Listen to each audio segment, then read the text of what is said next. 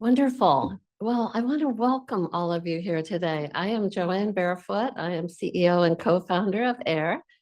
We could not be more excited about this week. Those of us who've been here all week, I think, can almost feel it in the air. I think we're going to see some incredible ideas coming forth during the week. And I know the other people who are here today in the room and online are also very excited. In 1853, a French engineer ran what he thought was a successful experiment with a flying car. As it turned out, it wasn't replicable. Half century later, the Wright brothers flew a successful flight at Kitty Hawk, and they went on to create airplanes, and now we have airplanes. But the flying car idea kept sitting there. People imagined it. The Flintstones had them. And we never kind of could make that happen until now. This year, there's a very good chance that if you're in the right city, you might get an opportunity to take a flying taxi somewhere. What made the difference? What took so long? The answer to that is converging technology. It wasn't enough to just be able to fly. To have a flying car system work, you also needed developments in drone rotor technology, lightweight materials, GPS systems that could manage traffic in the sky. These things are now coming together. And I tell you this story to talk about the power of convergence. We're living in a time of transformational convergence of technology change. And we're also living in a moment when what we need to move forward is convergence of our ideas, our thinking, our backgrounds, our skills. That's what TechSprints are about. It's about bringing people together from very different perspectives and finding out what you can produce if you work together. And also, that's what Bank Fintech Arrangements are about. They're about, can we take the best of both from two realms and see if we can have a better financial system by actually bringing them together. So I am thrilled to be able to welcome you all here today. And I want to start by thanking the people who have made this possible. I will thank first the New York Department of Financial Services. We'll be hearing in a little while from Superintendent Adrienne Harris. But DFS has been our partner in planning this all the way through. We've just been so thrilled with that collaboration. And then this incredible group of helpers. The Oric Law Firm has made this space available to us. AWS has been an unbelievable partner in making the technology environment work as well as contributing ideas. Claros has been at our side throughout, helping figure out how best to put this together. And all these organizations have made this work possible. It would not have been possible without them. Today, we are going to hear from a number of very distinguished regulators and experts in the field. And I think a very, very interesting program leading up to the highlight of the day, which will be the demonstrations by the teams of what they have come up with since they kicked off on Monday. And as I think everyone knows, they will be presenting to our distinguished panel of judges. And we will then have lunch while the judges deliberate, and then we will find out who has won the competition. The basics of what we're here about, I know everyone in this room knows, but just to remind ourselves, today's financial consumer wants to use digital technology products and tools, and they want to be able to do that and work with their bank. The fintechs need the banks in various ways. Banks, I think, increasingly need fintechs to be innovation partners. We like to focus in these conversations on the fact that from the bank standpoint, there's also a need to be thinking about new business models. What are new ways of connecting with the technology sector and the capabilities that are arising there? And also, frankly, what is the opportunity to rethink the business model, particularly of small banks? And we will be hearing a good deal more about that as we go through the day. But many small banks are looking for new ways to develop revenue and be competitive in this high-tech financial marketplace that we're in today. And so those are the problems that we are setting out to solve. We have assembled an amazing community here. Here are the stats on the kinds of people we have. We're so grateful to the sprinters who've made themselves available all week, and also to the experts and helpers who are participating. We've had amazing participation from the regulatory agencies themselves. And again, just incredible dialogue and a community. I also especially want to thank our Scrum Masters who make something like this actually work. This gives you a sense of the mix of people who are here, the kinds of skills. Again, it's a convergence of many different kinds of backgrounds. When we started the work off on Monday, we said that our goals were basically threefold: collaborate on this very complicated challenge of bank and fintech partnerships, end the week with some concrete starter ideas on what actual solutions could look like to manage the risks that arise around these relationships, and especially, frankly, the risks that concern bank regulators. I'm a former bank regulator myself. The bank regulators have a duty to be sure that the banking system is being run appropriately and to protect the banking customers. And we all want to be sure that these arrangements protect that. And then last but not least, we hope that during this week and during today, you're all forming new friendships and relationships and collaborative arrangements. We know from experience, we at AIR have put on over 20 tech sprints over the past 5.5 years. And we know that the connections that get made in this room, especially across the chasms of like regulators and tech people, or industry and tech people and regulators, it's those ripple effects that go on and continue to make good things happen as we go forward. So to get started, I want to share with you first a greeting from the Acting Comptroller of the Currency, Rodney Hood. Rodney was hoping to be with us today. He is a great supporter of financial technology innovation, as many of you know from his tenure at the NCUA. And he wasn't able to come in person. He just stepped into the role, 2 or 3 weeks ago, but he did want to give us a greeting. So I am going to share it.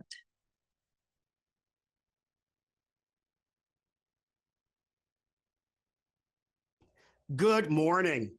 It's my privilege as the new Acting Comptroller of the Currency to welcome everyone to Demo Day, or the final day of this Bank Fintech Arrangements TechSprint, hosted by the Alliance for Innovative Regulation in collaboration with the New York Department of Financial Services.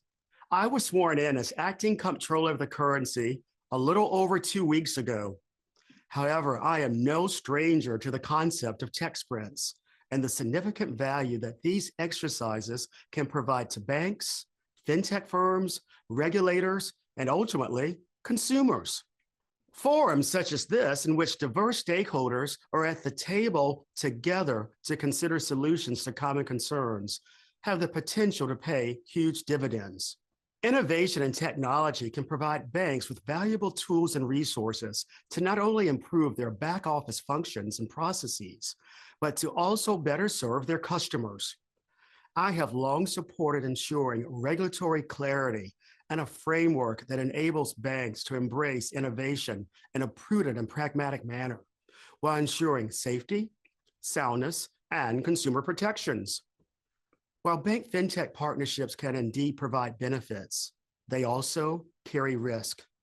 The OCC has issued guidance documents and other resources to provide assistance and support to banks and fintechs operating in the space. In addition, the OCC's Office of Financial Technology can serve as a resource for banks and fintechs alike.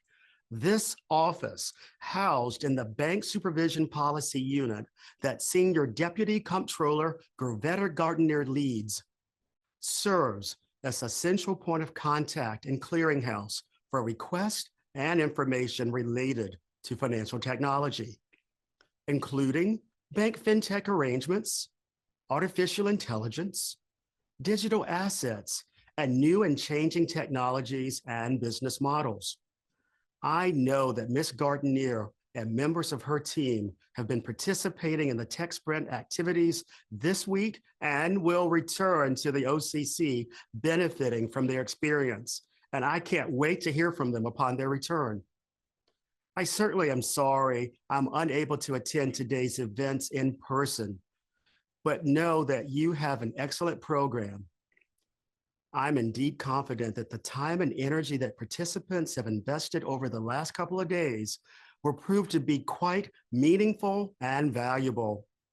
I wish you an engaging and successful demo day and look forward to hearing about your efforts and the recommendations that are developed here today. Thank you so very much. So with that, as our kickoff, I want to introduce our first speaker today. She is Nicole Elam. She is the CEO of the National Bankers Association, has a long background in banking and in public policy.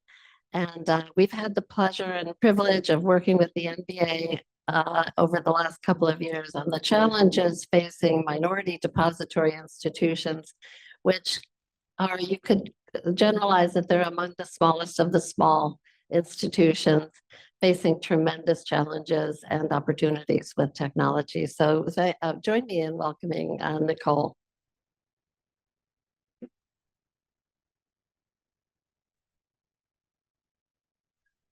Well, good morning, everyone. Oh, good morning. You can do better than that. Give me some energy. Well, it is such an honor to be here with you guys today and to see so many familiar faces in the room, including Rodney's, who I worked with for so many years. It's always crazy when you work with people and you're like, wow, look at you. So he's given me more to strive towards. But it's great to kick off Demo Day. And what I know is the culmination of so many exciting and productive things that we're gonna hear about at the TechSprint. Events like this are really vital to exploring how you can leverage technology and innovation to solve some of the most pressing challenges in financial services today.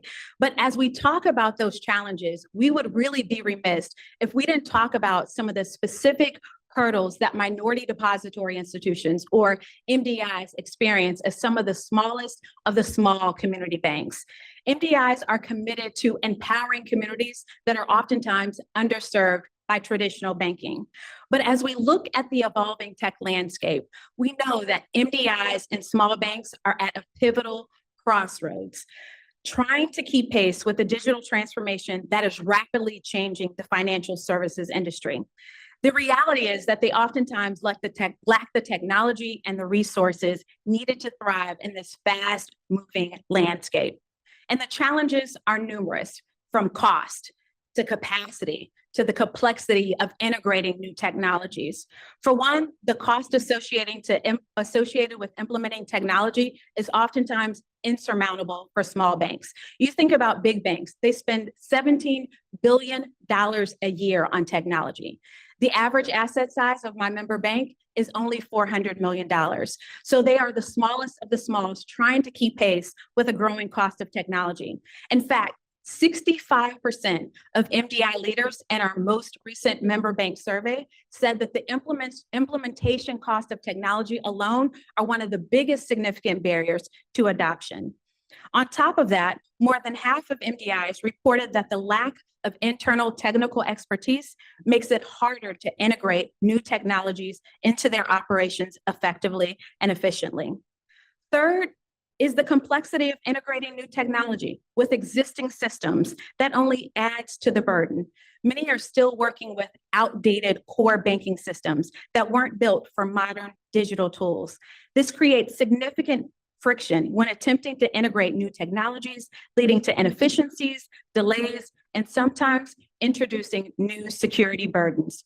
Community banks face not just a technology gap, but a technology skills gap. And without the right expertise, adopting innovation can feel like an insurmountable challenge. Despite these barriers, mission-driven banks are committed to integrating technology into the way they do business. We know that technology is key, not just to making financial services more accessible, but making it more affordable. But it's clear that people and products, tech and talent are the two essential pillars that MDIs and community banks need to survive and thrive. Without the right resources, these innovations can't be realized to their full potential. But that's where partnerships come in. Responsible bank fintech partnerships can play a pivotal role in helping bridge this tech gap, something you'll hear a lot about today. When well-structured, these collaborations provide the necessary tools, resources, and expertise that community banks need to modernize their operations. However, these partnerships must be built on the foundation of transparency, compliance, and risk management to truly benefit both the bank and the community that it serves. But the challenge isn't just about finding the right fintech partner. The challenge is about finding a sustainable, long-term solution for these small banks. And that's where MDI Connect Tech comes in. MDI Connect Tech is an initiative that we launched in partnership with AIR. This program is designed to address some of the key barriers MDIs face in adopting technology. It provides tailored support through in-depth tech assessments from our partners at Cornerstone Advisors. We then help our banks connect with the right fintech partners and assess the resources they need to successfully implement new technology. MDI Connect Tech helps ensure that MDIs not only integrate technology solutions, but it helps them develop their own internal capacity in order to thrive and survive in an increasingly digital world. Ultimately, the goal is for MDIs and community banks to have what they need. It's about empowering them with the tools, the tech, and the talent that they need to succeed in this world. And the work being done here today is so vital to that. And so it's an opportunity for all of us, from banks to fintechs to regulators and industry partners, to collaborate and develop solutions that will help MDIs and community banks bridge the tech gap, empower their operations, and continue providing critical financial services to the communities they serve. I'm excited to see all the solutions. I've already had a few people in my ear. Hey, tech, team one, team two, team three. I'm impartial. I just want the record to reflect I'm being impartial, but I'm excited to see all the solutions that will help these small banks survive and thrive.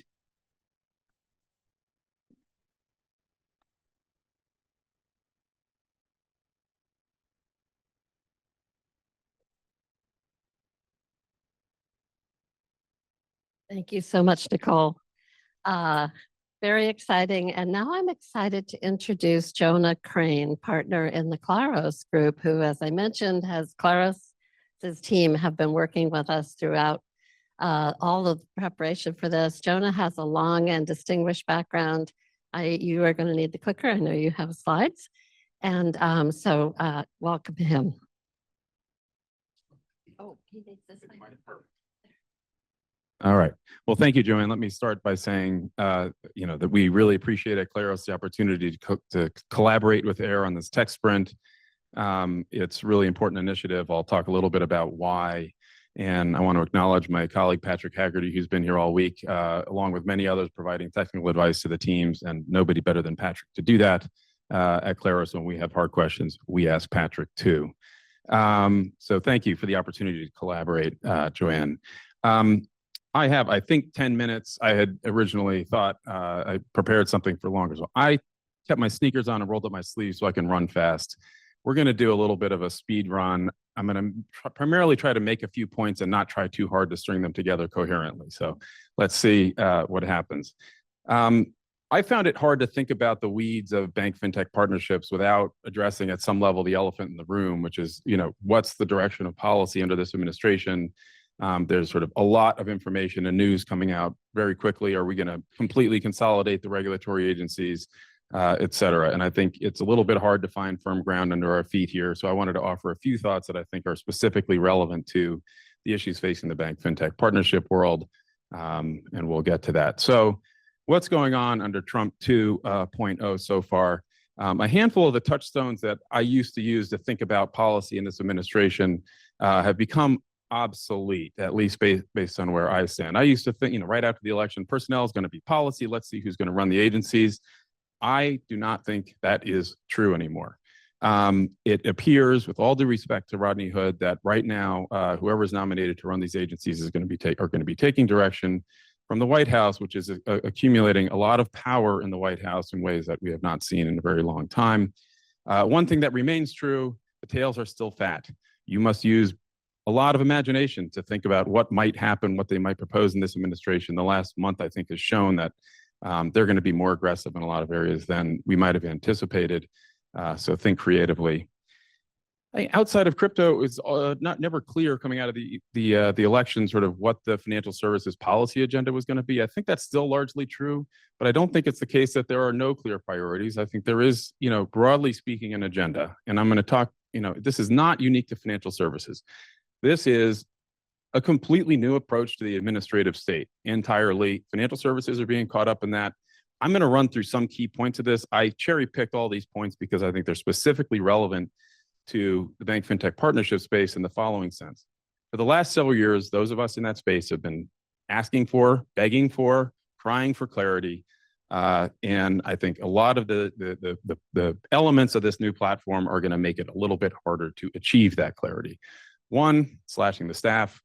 Agencies are going to find it a lot harder to be responsive if their staffs are cut by 20, 30, 95%, if certain lawsuits are to be believed. Two, no regulation by enforcement. Many of us might applaud that, but that was one way we got some clarity over the last few years. Three, let me go back. No informal guidance. And this is, I think, an underappreciated plank of this platform, which is the pushback against the use of informal guidance by regulators. That means everything has to come through a formal rulemaking, which, guess what, will be challenged in courts. Most of those courts are unfriendly to the regulatory state. And by the way, the judges are not going to give any deference anymore post Loper Bright. And by the way, this new major questions doctrine means you can't adopt new rules in novel areas that Congress has not specifically addressed. And no rules from independent agencies the White House doesn't like if the most recent executive order is to be followed. You add that up, and it's really hard to see how agencies provide meaningful guidance. This may be a worst case scenario, but it's got me thinking about the last scene from Planet of the Apes. You finally did it. You blew it all up, you maniacs. What do we do now? I offered some thoughts on what to do now the other day in a paper, really sort of focusing on how we do financial regulation and how we can sort of build the capacity within the financial regulatory agencies, sort of rebuild the capacity in the financial regulatory agencies to sort of meet the moment in the 21st century. I'll focus now only on the bottom here. How do we speed up the test and learn process within the agencies? A lot of work has gone into this in the last 10 plus years in the agency, so do not take my remarks to suggest that nothing has been tried.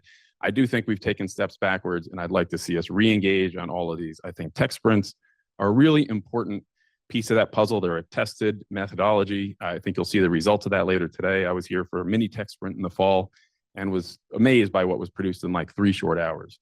So there are others, sandboxes, no action letters, but we need to try stuff and we need to be willing to fail.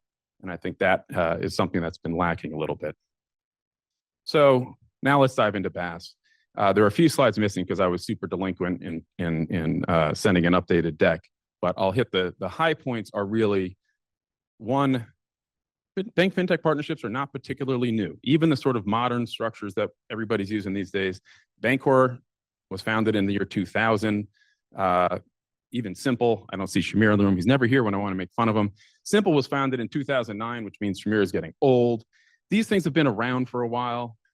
These are not particularly new, despite some of the terminology that's used here. Regulators, by the way, are not just waking up to this. They were talking about this in 2000 and 2001. The OCC in 2001 called bank fintech partnerships that we think of today franchise arrangements. This has been on regulators' radar for a very long time. So nothing new is sort of the TLDR of the slides I was going to present, either from the industry or the regulatory perspective, all of which does beg a little bit of a question of why we're still trying to figure this out, but put a pin in that one. The recent regulatory environment, I'll touch on real quickly. I'll blow through these slides. 39 or 40 formal enforcement actions against partner banks, 17 proposed or final rules that will directly impact the sector.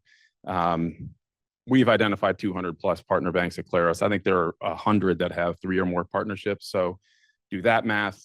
40% of existing partner banks have been the subject of a formal enforcement action in the last 4 years. So pretty heavy concentration of regulatory focus in the space. They've covered a lot of different topics. I'm going to skip this slide.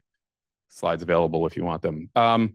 There are some structural shifts underway. I'm not going to belabor this slide. There are too many words on it. The short version of it is, I think really the key point to make is that what we really want out of all this is more clarity. And as I said before, I think the paths to clarity are challenging, but there are, the regulators that are in charge right now seem committed to it. You heard Rodney Hood before. That's a priority of his. Travis Hill has talked about bringing more transparency.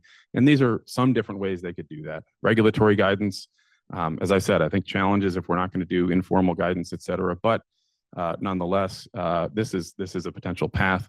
I think even that, all of these, by the way, are going to be partial solutions. That's going to be the TLDR of this slide. Because every partnership is a snowflake. These are all different, and it's impossible to provide guidance that's going to address all of them. So we're all going to have to get comfortable with the idea that, we're going to have to fill in some gaps here in the industry. I would love to see an exam manual that could at least clarify what regulators will focus on in exams. The Bank Services Company Act, sorry for the acronym here. At best, a very partial solution. I don't think it's really plausible to think that we're going to leverage this tool to directly supervise thousands of fintechs, maybe a handful. I've proposed joint exams, bringing the fintechs into the exams as a possible middle ground. Private sector standards. There are initiatives underway. Right now, they're being led by the fintech sector. And of course, I think to be real, we got to get the banks and ultimately the regulators on board. And I think there's some legal reforms that we really need to think about to avoid another synapse where we just don't, banks are special in part because they have a very specialized failure regime that does not go through the bankruptcy court. So where do we start? We got to start somewhere. And here this week, AIR and the team have been starting with these 4 problem statements. I think it's really important. Anybody who's been participating this week knows about these, so I'm not going to go through these. But I think my basic point is starting somewhere, getting moving, putting one foot in front of the other. But what about this? We're going to come up with a bunch of ideas this week. You're going to hear them later today. They will be judged. They will be really pretty sophisticated and nuanced proposals for how we share data and how we move forward. And ultimately, the regulator is going to have to bless it. So how do we address this problem? This is where the industry comes in. Guys, it's on you. We're going to have to do this. And you know what? We should. We shouldn't have to wait for the regulators to tell us what the risks in our business are. We shouldn't have to have the regulators shaking a stick to exert good consumer compliance. Consumer harm and operational risk are real risk for your business, whether the regulators say it or not. We cannot have another synapse in this space. We can't have our version of FTX or Terra Luna. So we got to pull together. I think tech sprints are an important effort. I think the private sector standards that SEMA, who's around here somewhere, is leading are important. These are all important things. We got to try them all because we can't screw this up. I will avoid talking about the rest. I will just leave you with the infamous words of Spike Lee: do the right thing.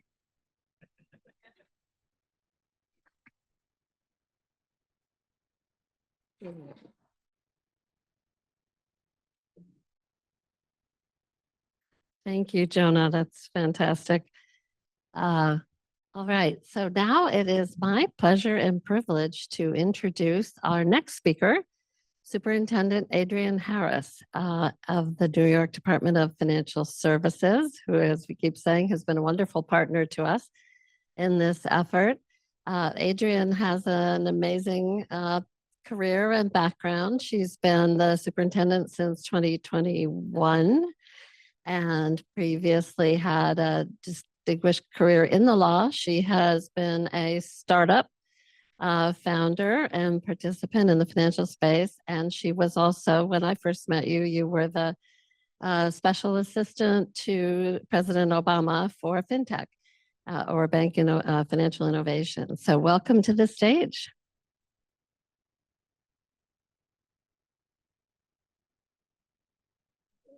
Behind you. Oh, they gave me the lavalier mic too. So, Oh, you have the mic. yes, Yeah. I have this. Okay. Good. So thank you. Welcome. Thanks for having me. Fantastic to Yeah. see you. So DFS has been recognized for a long time as one of the leading entities at the state or federal level in financial innovation. You created the original crypto charter and so on. So just let's start by asking you to level set with us on what are you doing that's exciting, what's top of mind at DFS in this space. Yeah, so many things. Well, thanks again for having me. Hi, team. There's DFS team in the room. So we continue to really push forward on innovation, but I think even with some of the things that we inherited, like the bit license and other things, I think what we've realized is it's one thing to have rules on the books. It's another thing to operationalize them in an efficient and innovative and nimble way. And I think that's what this team has done really so well. To the extent that we've even won awards for our innovative mindset and actions. But so on the crypto front, you know, we've not only have the regs, but we've now done in my time 9 pieces of guidance. We ourselves use blockchain analytics, for instance, to make sure we're supervising appropriately, and we require our regulated entities to use blockchain analytics as well. We're piloting a lot of AI as a supervisor. In addition to having put out guidance around AI and insurance, AI and cybersecurity. But again, I think not only are we focused on how one regulates innovation, but I think how we use it ourselves. And the team has done a fantastic job. We're doing a big technology makeover now, a lot of AI, a lot of cloud resources. The team has stood up a data governance team. So we're really thinking about what kind of data do we have? What kind of data can we bring in from our institutions? What sort of external data can we then leverage to make sure we're being the best possible supervisors? So I thought I knew a lot about what you're doing, but you caught my ear by saying you're using blockchain analytics. Yeah. Could you just say a little bit more on Yeah, what you're doing? absolutely. So we put out guidance probably now a little over 2 years ago, requiring our regulated crypto entities to use blockchain analytics for transaction monitoring and other things. But it was important for us as supervisors, not just to rely on what our companies were telling us, right, but to leverage that technology and those vendors ourselves to make sure that we could also supervise in real time. And so we use several of the companies that this group will be familiar with to help us supervise our entities and be that check on what the companies are doing. As you know, like the risks are somewhat different in that space than in more traditional financial services. So for us, it's important to use those tools.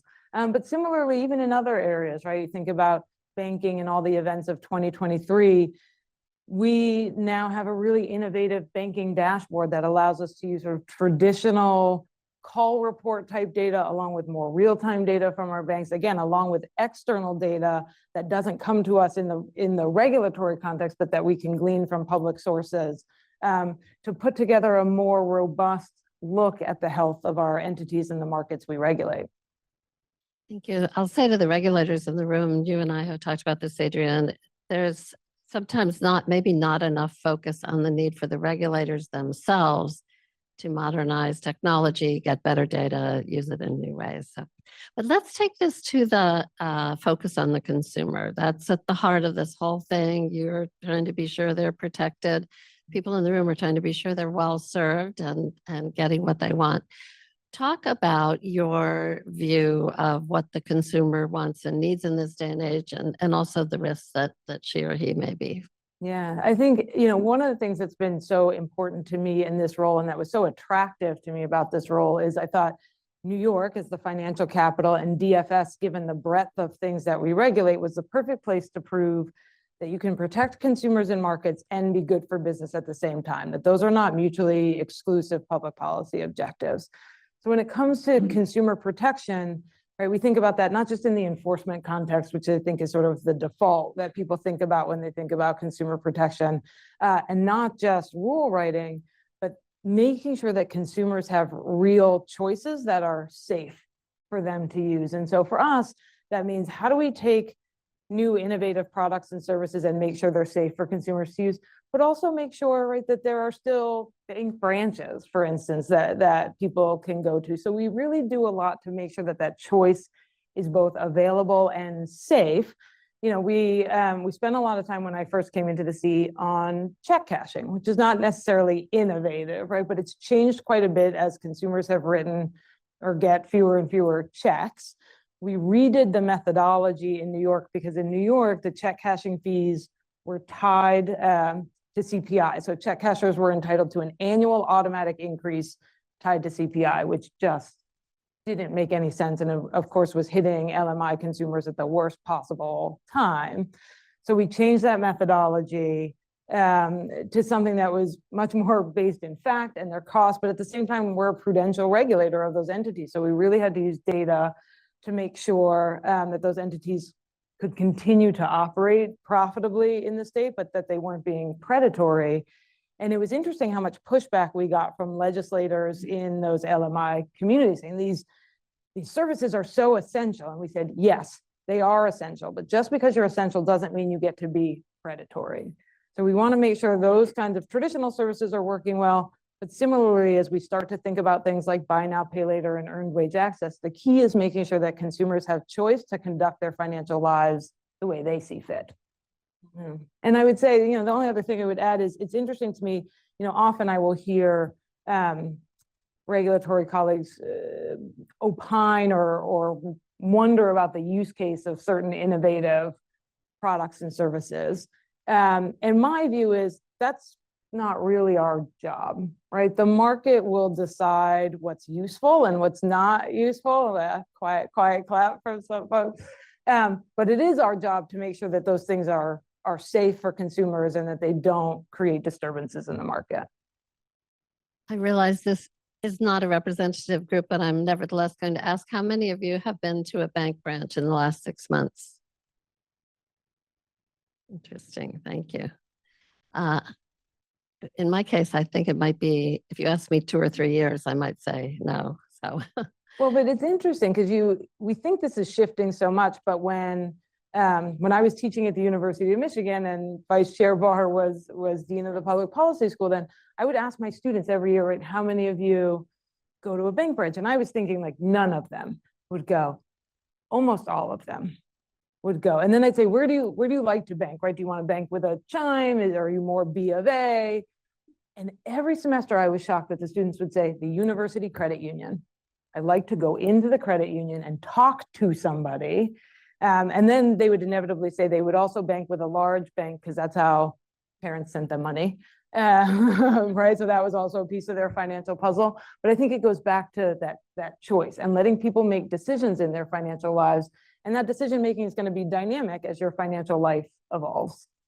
We do have Charles Weiss here with us. Charles, would put your hand up, who leads innovation at the NCUA. I hope everyone has a chance to get to know Charles. So that's a perfect segue into Bank Fintech partnerships. So what should we be worrying about, trying to achieve? What's your guidance for us? Yeah, I think this is another area, right, where we really try to resist just having an allergy to these partnerships. And then making sure that everybody involved in the partnership is maybe a little tighter on how the partnership works. So I'm sympathetic to the allergy sometimes when it comes up, because when we have companies come in, I continue to be surprised when you say, well, like, who owns the customer relationship? And they're like, well, right, and like you're already off to a bad start. And you say, like, well, what kind of data are you using? Can you explain to us, right, the kind of data you're using, what the algorithm, how the algorithm works? And people are like, well, it's proprietary. You're like, I'm happy for you, right? But that's not gonna get it. So I think, right, I always say to innovators or people engaged in these partnerships, like, help us help you, right? We want things to work efficiently. We want innovation in the space. But if you can't come in with a credible explanation of how this partnership works, that's not helpful for us. And I think that's still a big problem. And it really does surprise me. But we continue through DFS Exchange, a program where we have innovators and investors and others can come in. And just through our day-to-day interactions with companies, really do encourage people to come in sort of before you need an approval or before you're in trouble, and sort of walk us through. And it's easier than people think. And often, I just had a discussion with a company the other day that could not explain to us the flow of money through their affiliates. It's problematic on a lot of levels. And it was like, well, we're small, we're venture backed, we're this, we're that. But as you reference, right, I have been a GC and a chief business officer in a venture backed fintech startup. So I know very well what's possible to do, what's not possible to do, right? And so, and we have a really diverse team, I think, with a lot of different experiences that can help us call out some of that BS, frankly, but with the eye toward getting everybody to the right place. Right.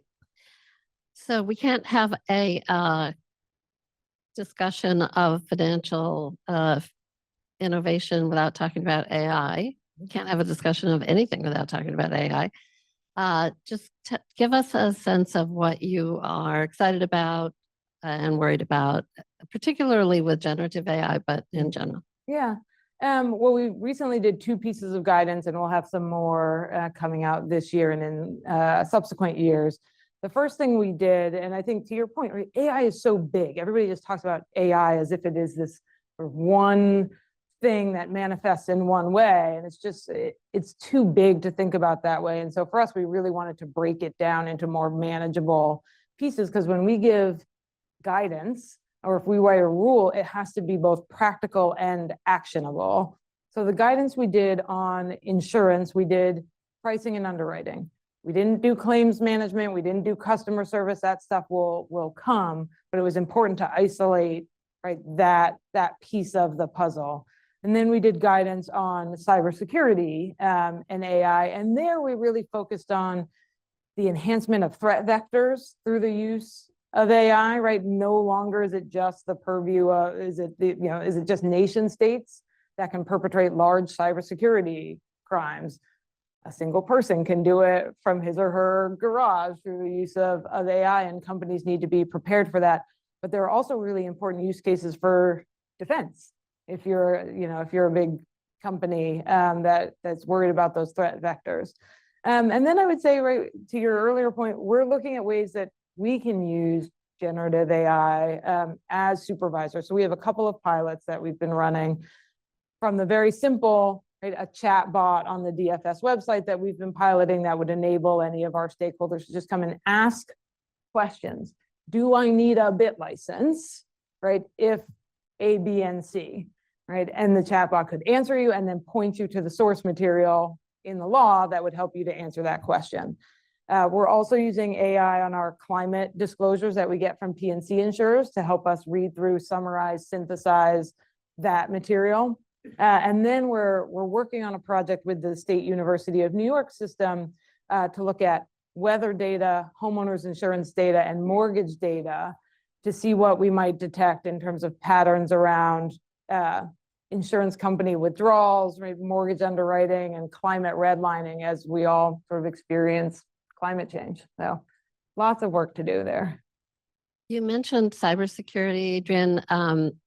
Did you want to expand on that? I know that's an area you've been working on a lot. Yeah, absolutely. So as folks may know, DFS was really first with its cybersecurity reg in 2017, and then it became the model for a number of states, both on the banking and insurance sides, and became the model for what a lot of the federal regulators did too.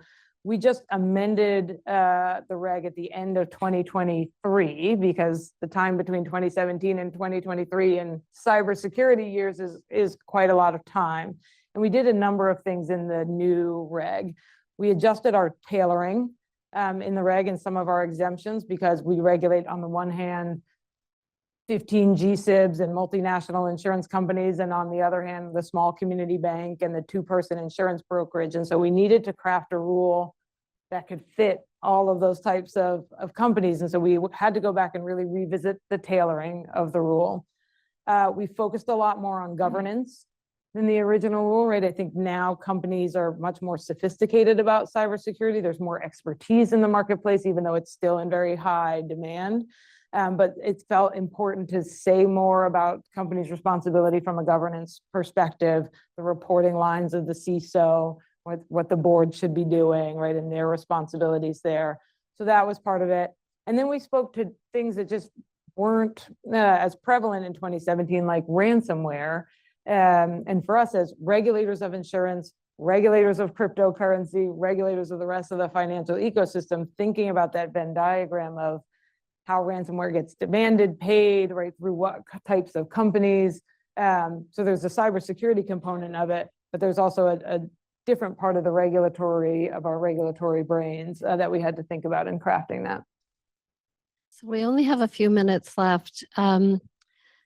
As a state regulator and a state regulator that is so active in regulating crypto specifically, you have a different perspective on banks and fintechs than the federal regulators generally do, because the federal regulators are generally, and you also regulate insurance.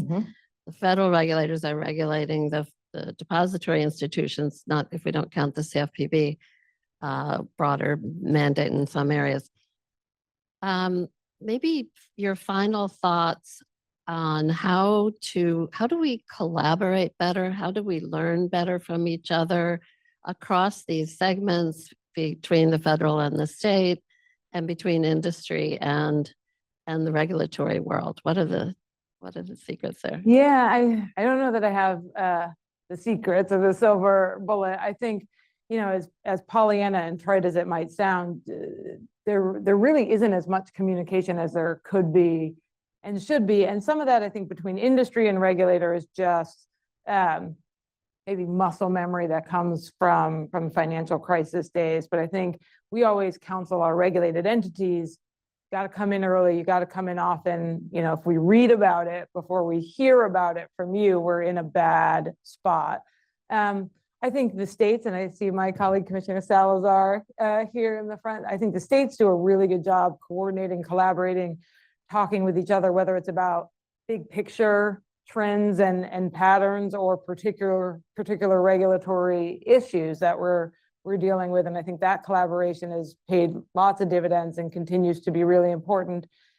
And that, there's maybe a little bit more of a disconnect, I think, among the states broadly. New York is a little bit different, and the federal regulators, but that seems like it's been improving, and hopefully we'll continue to do that. But I think the more we all just sort of get in a room and are less defensive maybe about our respective turfs, the better off everybody will be.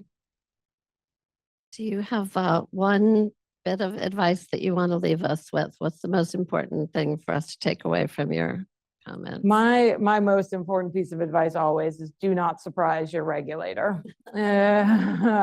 We are a risk-averse people by nature. And as I said before, right, if we read about it before we hear about it from you directly, it's never good. It's hard to come back from that. So that is always my general piece of advice. Words to live by. Thank you. Thank you you so much.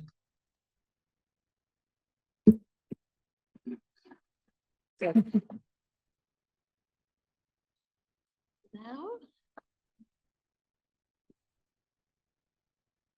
should I wait for her?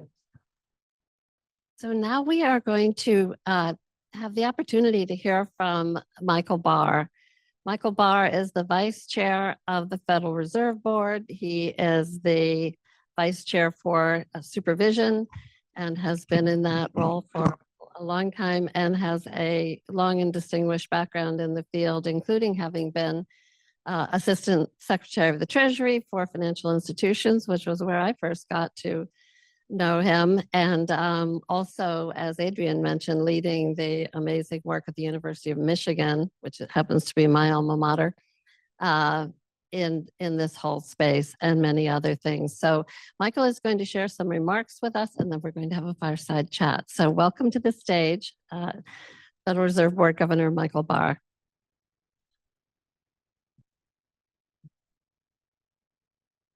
Great to see you. Thank you for being here. Do you have slides? No slides. I haven't done slides in a while. Maybe I'll go back to doing slides. That's the best thing. Yeah. I'll try my next speech, Joanne. Thank you all for being here. Joanne, thanks so much for introducing me and welcoming me here. And thank you to the Alliance for Innovative Regulation for organizing this event and for bringing together this terrific and experienced audience of bankers and fintechs and regulators, including folks from the Fed, to collaborate and foster responsible innovation. Innovation, when done responsibly, brings tremendous benefits to consumers, financial institutions, and the economy at large. Innovation can make financial products and services better and cheaper and safer. It can make banking accessible to more consumers, advancing financial inclusion. It can modernize our financial infrastructure, creating efficiencies and providing new tools for banks to manage risk. Innovation also comes with risks that need to be managed responsibly. Responsible innovation is in everyone's interests. Consumers want the benefits of innovation through products and services that they can trust. Banks have an interest in managing the complexities of innovation responsibly, ensuring that they recognize new and evolving risks to safety and soundness, follow relevant laws, and protect and serve their customers.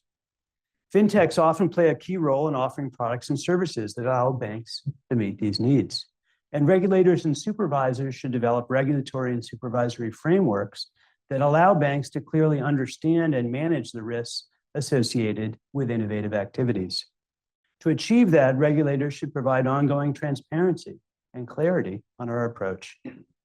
Today, I'd like to share how the Federal Reserve's Novel Activities Supervision Program, which we launched in the summer of 2023, plays an important role in supporting responsible innovation at our supervised institutions.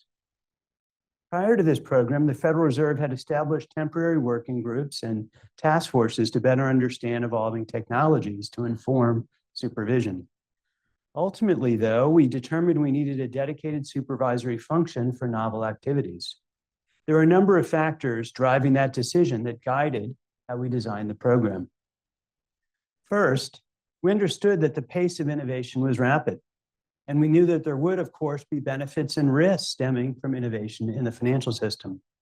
So we tasked the novel program with monitoring and understanding how these innovations and associated novel activities are used in banking and what benefits and risks they would pose. We gave them the mandate to keep up with the expertise related to the use of new technologies and to employ new tools and data analytics for supervision. We invested time and research in understanding new technologies and businesses because we understood the importance of allowing innovation in the sector and avoiding excessively rigid stances on risk that don't take into account the potential to make advancements in the sector and the economy that benefit all of society. Second, we recognize that many financial institutions across the country are exploring and using many of the same technologies and similar novel business models. We felt it was important to create a coordinated approach to supervising novel activities across the Federal Reserve System. We initially identified 24 firms, including firms of all sizes, for supervision by the Novel Activities Program. Firms are added or removed from the program based on their engagement in novel activities. The supervisory program is designed to build a broad-based perspective of novel activities, the benefits and risks, and how those risks are managed. In this way, the novel program helps to enable similar supervision of similar risks in a manner that reflects our current understanding of those activities in a variety of contexts. Third, while the technologies and products used by banks may be similar, their application, and thus the benefits and risks, may vary across business models. We understand the importance of tiering supervision to the type, extent, and level of risks posed by the novel activities and varied business models of supervised institutions, and not imposing undue burden on firms. The Novel Activities Program employs a risk-based approach to supervision, meaning that the intensity of supervision is commensurate with the risk and scale of the activity. There is no one-size-fits-all model. Experts from the Novel team join the traditional supervisory teams that banks are used to working with on a regular basis. So there's no disruption or change in how we engage with banks. The program is dynamic. As a bank changes its activities in this space, the rigor of the supervision similarly changes. The Novel Activities Program serves as a central point of expertise on new and innovative activities, supporting coordinated and risk-based supervision, and facilitating collaboration and communication between supervisors and stakeholders. all of whom contribute to supporting responsible innovation.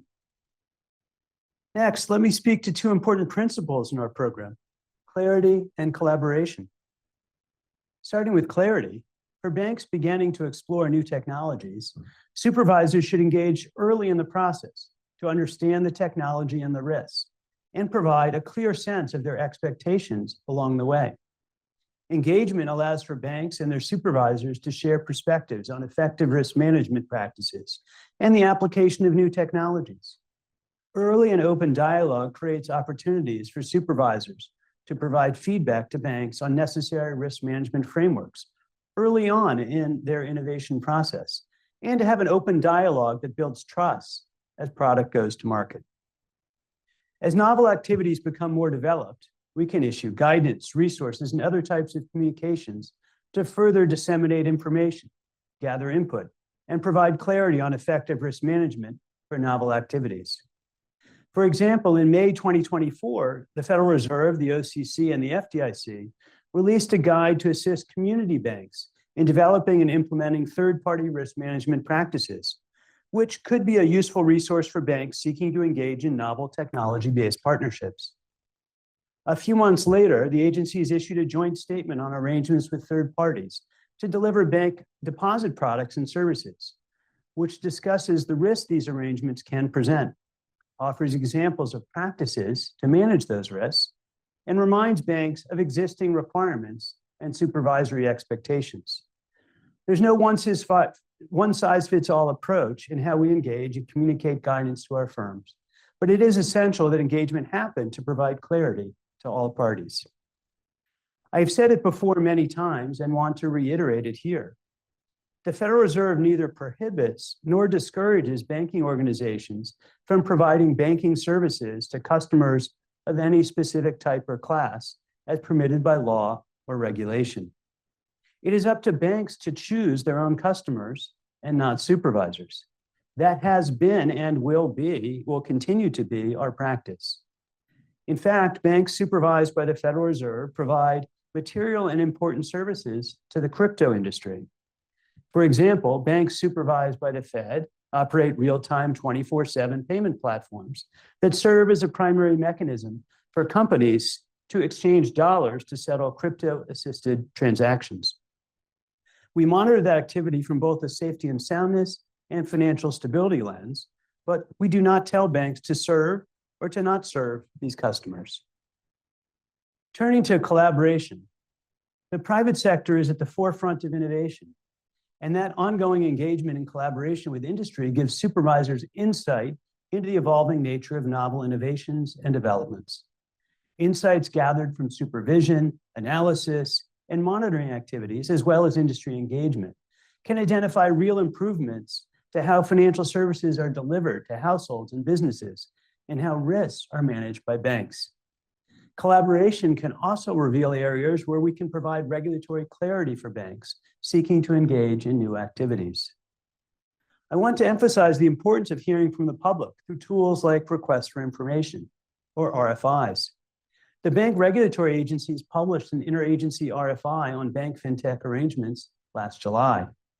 The purpose of the RFI was to build on the agency's understanding of these arrangements by soliciting updated input on the nature of bank fintech arrangements. This included effective risk management practices regarding those arrangements and the implications of such arrangements for bank risk management, safety and soundness, and compliance with applicable law and regulation. We were also interested in understanding whether enhancements to existing supervisory guidance would be considered helpful in addressing the risks that are associated with these types of arrangements. We received over 100 comments. Respondents shared their insights on many topics, including the risks and benefits of these arrangements and how the agencies can bring additional clarity to our supervisory expectations. Some in the banking sector commented that the Novel Activities Program is a good example of how cross-team collaboration might deepen an agency's understanding of technology and innovation. The Federal Reserve and other agencies are carefully considering the feedback we received as we consider how we can continue to support responsible innovation.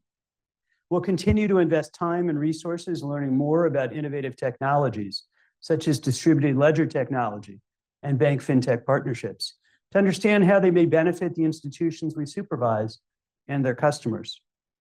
Moreover, interagency coordination and knowledge sharing with federal and state regulators and the private sector continue to be critical areas for discussion, engagement, and knowledge building.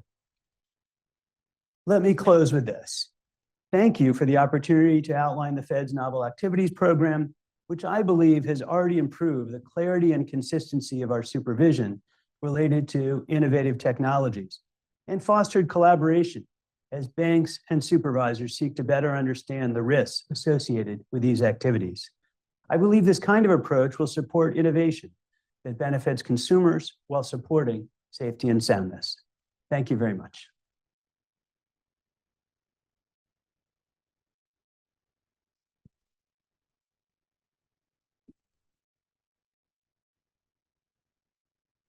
That was so helpful. And you touched on a lot more things I think we're going to try to go a little bit deeper on in our conversation.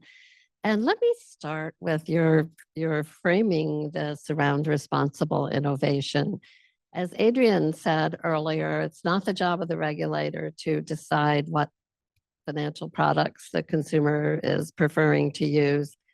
But as you look at, and I know you spend a lot of time looking at tech innovation in general, what areas would you point to that seem most promising for the system as we look at these emerging technologies? Well, I think there's a lot of really interesting innovation happening, and I don't want to, maybe prejudge it, but let me just highlight a couple areas. So one area that obviously has gotten a lot of attention in the last couple of years is generative AI.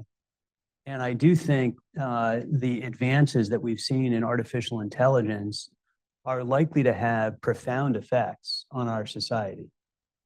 Some of those effects are going to be really great, and some of them are going to be higher risk and maybe more disruptive and in need of attention.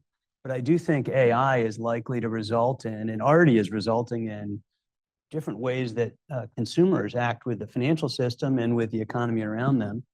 I was up at the University of Michigan, your alma mater, a couple of months ago, and I chatted with faculty there, and I said, "What portion of your students do you think are using artificial intelligence to improve their coursework?" And he said, they all said 100%. All of the students are using it. And I think that's, just going to be the case in society. So we need to figure out how to harness those tools in a way that brings all the enormous benefits in innovation, in advances in discovery, in science and in technology, while mitigating the risk to the financial system from bias, from concerns about financial stability, from the use for illicit finance or fraud. So getting those risks right. So I'd say, that's one obvious area that I think it's worth focusing on. And then, the other one, obviously, that people have been working on for quite some time now is, can we use the underlying technology in distributed ledger technology, DLT, to advance financial efficiency? And there I'd say there's been more promise than delivery so far. But I do think that the underlying technology might improve efficiency in the market. It might have better controls over the system, for example, through smart contracts. There are techniques that through tokenization that might improve the reliability and efficiency of settlement. So these are all, I think, things that are more, have the potential in the future to be one of the technologies that might improve our financial system. But if you're asking about actually deeply transformative change, I believe artificial intelligence is likely to be that kind of change. Yeah. There's been some conversation, including with some of the people in the room here, about whether AI has the potential to help level the playing field in the market dynamics between the consumer and the provider. If the consumer is always at a disadvantage of knowledge and sophistication, in a financial transaction and therefore may make a poor choice or not understand something about the product. And it just seems possible that consumers could be equipped with way better ability to do that. It could be really empowering. You have, basically a genius in your pocket. That if you learn how to use it right, and as the technology develops, I think it's possible that we'll all have a lot more control over things around us that may feel like they're buffeting us now. There's the possibility that AI assistant could be really quite valuable. Yeah. And maybe you could just tell it to go pay your bills and so on for you too, which would be nice. So novel activities, this has been a really important initiative of the Fed. You're looking at novel activities that the industry is undertaking, but your creation of this mechanism is a novel activity for a regulator, isn't it? And regulators, and as I said before, I'm a former regulator, as you know, that it is so difficult to keep up with change. And we're all struggling to keep up with the pace of this tech change anyway, just to understand it. And then regulatory bodies have extra layers of process and so on that just make it's hard. Let me put it this way. There's not much agility there, if we use the word agile. How are you going to equip the Fed to keep up with the changes underway in the marketplace beyond the creation of the mechanism like novel activities? Yeah, so I think one of the things that really is important is having a culture that is supportive of curiosity. And I do believe the Fed has that culture. The career staff that I've worked with in the last 2.5 years and in the last 25 years before that are incredibly creative, curious people. And having that culture of curiosity, I think, is one answer to your question. The other thing that we've done in this program is we have a small team working in the program that links supervision and policy together. That team is very open to engaging with the outside world.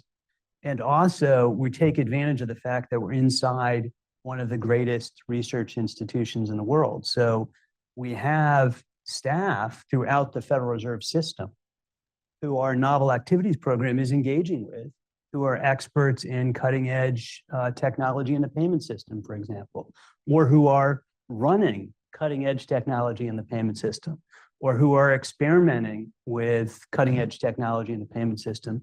People don't think of the Fed people probably think of the Fed, if they think of it, as filled with economists and then maybe some lawyers. But we have thousands of engineers at the Federal Reserve, thousands of engineers around the country who are working on making sure our payment system is safe and effective, for example, among the many, many other tasks. So we're embedded in an organization that by its nature has to be looking to that next technological issue. So I think that's one of the reasons we're able to have this program be effective in this context. I'll mention for the regulators in the room that we put out a white paper last year at AIR we called it the Regulators Odyssey, and it's authored by Nick Cook, who's on our team, who used to be at the UK Financial Conduct Authority leading innovation. And he has offered a lot of advice on these culture issues. And it's really the whole journey, but especially making sure that that culture can take root and be able to do what you're saying. Thrive. Yeah. So you talked about the fact that the agencies put out an interagency RFI, request for information, last year, and you're processing the results of it. Can you share anything about themes or major insights that might be developing from it? Well, one thing I'll say is there was a lot of engagement. So we didn't know when we put it out whether people would want to participate, and it was completely voluntary request for information. It wasn't part of a rulemaking, so you don't know in advance what response you'll get.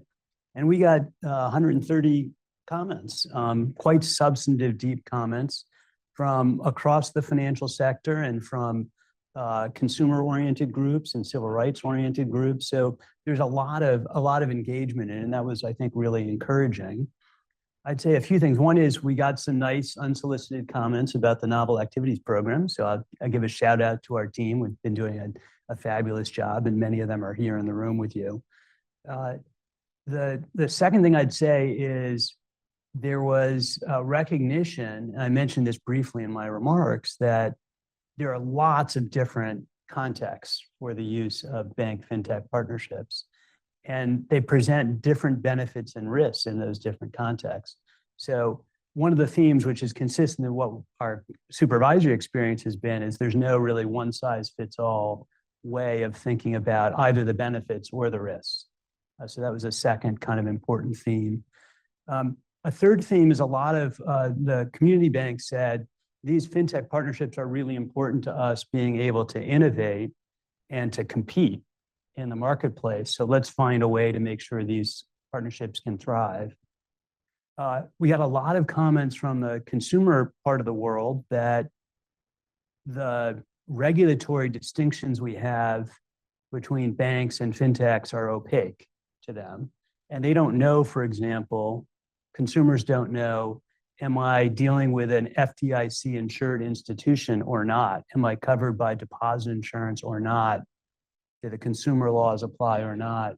And so there's a consumer confusion, I would say, is part of it. But general openness for us to provide greater clarity among the agencies on lots of different topics. Going back to AI and maybe going a little bit deeper, as we were saying earlier, it's transforming everything, particularly generative AI. I don't think we've ever had a technology that hit everybody's short list of priorities at the same time. Before, if you think about blockchain, it was developing out. Slow moving. Yeah, it was out of sight for the Washington community, I think, for years in the early stages. And generative AI, in contrast, within a few months, I think every corporate leader, every agency had, every member of Congress, and every consumer pretty much was figuring out all at the same time. And they say it's the fastest adopted technology in the history of the world. So for the regulators in particular, not just generative AI, but AI, you're in a process where you're going to be, tell me if this is a fair statement, you're working on getting better and more data and more timely data into the hands of your supervisors and equipping them with more and more tools for analyzing and understanding what it's telling them in an efficient way. So where are we going with that? A great question. So first of all, let me just say, generative AI obviously has been adopted very, very fast in the last couple of years, but artificial intelligence techniques have been around for many, many, many decades. So, and we use at the Fed all kinds of standard, what I'll call standard artificial intelligence, machine learning, is very commonplace. We use deep reinforcement learning models. But the thing that's new and that we're being cautious about is the use of generative AI. And so we have a system in place, a structure in place within the Fed designed to make sure, first of all, that we are in fact using generative AI to experiment, because it's important for us to do that, but also that we're doing it in a very careful and very controlled and very sandboxed way in the system with the kind of governance and controls you'd expect from the Federal Reserve. Just as an example, we have been running, different kinds of experiments. One experiment we ran, which is obvious, which everybody's doing, and you'd expect us to do, is on coding. So one thing that coders have to do is test their code. And unit testing is this boring, methodical process that can take hours and hours and hours for each kind of code innovation that you're doing. We have, as I said, thousands of engineers working on coding. Do we really want all of them spending all their time on unit testing? No, it might be a more efficient way to do that. So we ran an experiment, experienced coder versus experienced coder with generative AI. And it won't be shocked, nobody in the room will be shocked to learn that the experienced coder with the generative AI copilot was able to do unit testing dramatically faster than without it. So these are the kinds of things you'd expect your central bank to do that we're going to do in a very careful and methodical way. Over time, it will, I think, be a more important part of other functions of the Federal Reserve, and we'll, have a chance to do that again in a measured and careful way, but staying engaged with the technology. I want to call out your Chief Innovation Officer, Sunena Tuteja, who has just been an amazing. I did a podcast with her where I think I might have called her a force of nature. She's really, really amazing. And the Fed is a very complex organization, so modernizing its tech is an interesting undertaking. Maybe finally, talk to us about the collaboration issue. We have I'll call it a siloed financial regulatory system in the United States. I know you and your colleagues obviously communicate and work together, but we have a lot of separate players. We have a lot of challenges in collaboration between the industry and the government. You work in the international arena. We got all kinds of challenges there. And yet, as I said in my opening remarks, we have to be better at cross-pollinating and communicating and working together and learning together. So what's your advice on that and your insight? Well, first of all, let me just say, just looking around the room here, you've done a great job bringing together really top people in the fintech area, the banking sector, and among regulators. So I don't know every single face in the room, but I know a lot of faces in the room, and these are good faces. Experienced people with a lot of experience in this field. So bringing people together is really important. We do a lot of that in the novel activities program, and the team is really good about bringing out really good collaboration like that. We're going to have a fintech conference in April in San Francisco. We're going to hold office hours there as part of that effort to engage with people. We had the RFI, as I described, to gather information from the public. So we're really trying to be open and communicative. I know I spend a bunch of time meeting with fintechs and banks who are interested in the novel activities space to get their perspective on what's going on. And the staff does even more than that, a lot more than that. So again, I think it's this culture of curiosity that's so essential to it, and maintaining that as the way to engage with the sector. If you wanted to leave us with one piece of advice or word of wisdom to keep in mind as we go through our efforts here, what would it be? Oh, that's great. Look, let me just say, I think that the world that we're operating in, it's very tough to get the balance right on responsible innovation.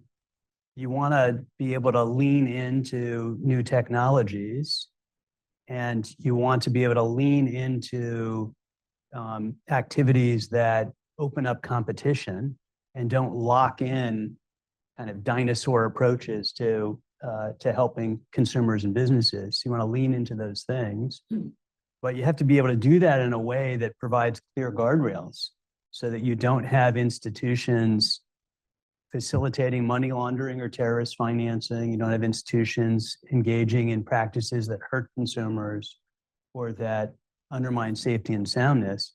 Those things are a hard balance. They're not an easy thing to get right. But if we can all agree on the goal, like we want to be straight up the middle on these things, we want to be pro-innovation, but also pro-safety and soundness. I think if we can develop that sense of shared value, then we're going to go a lot farther down the road. Thank you. Please join me in thanking Vice Chair Michael Barr. Thank you. We are going to take a 15-minute break, and I want to say that I know the excitement is rising. I hope you've been really enjoying our morning sessions, but the excitement is really accelerating now as we get toward our presentations. We're going to take a 15-minute break, come back on time because you don't want to miss any of the pitches. And let me just say, when we do resume, my colleague Randy Repka will be on the stage. Randy, are you in the room? So I just want to thank our AIR team for all the work that, yeah, thank you. There you go. Randy, I was saying, when we come back, you're going to take the microphone. And I would just like to ask everyone to join me in thanking Randy and our AIR team. Put your hands up if you're with AIR. They have just done an incredible job this week. So 15-minute break. Do you have any announcements or anything like that? Okay, great. Thank you. Oh, okay, good. Excellent. Well, welcome back, everybody. I think the speaker program was excellent, and it was a starter to the next section of our program, which is featuring our teams. So we're going to get right into our team demos. There's your hosts, myself and Jonah. We're going to try to make this fun, and our teams have worked really hard all week. So let's make sure that we give them lots of appreciation. So just a couple of things before we get started. I know Jonah mentioned the problem statements in his presentation earlier. I'm not going to stand here and read them, but this is what we provided to the teams in advance of the sprint. And the team's first task was to identify which of the problem statements they wanted to work on, or could be a combination or a piece of one problem statement. And at a very high level, the first problem statement is really about how can regulators get access to more data that would increase their comfort level in bank and fintech arrangements. The second one was more about using technology to share data between banks and fintechs. The third problem statement is more about the due diligence, TPRM, vendor selection, and particularly for small banks. That's a difficult process. So how could technology make that easier? And the fourth problem statement's a little bit different. It's more blue sky thinking. We encouraged the teams, if they chose this, to re-envision the financial regulatory framework in any way that they thought we could look to the future. So really blue sky. And I did want to mention, we actually had a fifth problem statement, which these 5 we narrowed down from a list of nearly 30. And the fifth problem statement, the teams were also shown, but not part of this competition. But the reason that I raise it is I think one of the 2 of the teams may mention it in their presentations. And it was very popular and about the idea of needing categorizations, taxonomies in this system. We love the problem statement. It's probably not the best problem statement to tackle in a TechSprint environment. So, but I just wanted to give you all sort of a foundation of where the teams are coming from. So what's going to happen today is we have 7 teams. They each get 7 minutes. It's not very long, and they've practiced really hard to fit everything that they worked on this week into just 7 minutes. And we're going to be tough on them, and we're really going to give them a 1-minute warning, and then we're going to have a really hard, strict stop at 7 minutes. Then we're going to open it up to our panel of judges who are sitting in the front, who will ask as many questions as they can in a super concise way to get as many of them in as we can in a 3-minute window. And again, we will be really strict. Even if it's in the middle of question or the middle of answer, we're just going to have to cut it off because we want to be able to get through all the teams and we want to be able to be fair. The categories that our esteemed panel of judges will be looking at are, the first one is fast, basically which of the solutions can get to market the quickest. The Eureka category, which is basically like the most creative.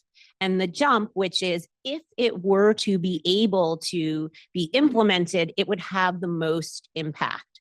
And then on top of that, we're going to use a Slido poll to vote for the judges, not the judges, sorry, the audience's favorite. So hopefully everyone will participate in that. Here is the QR code if you want to take a picture of it.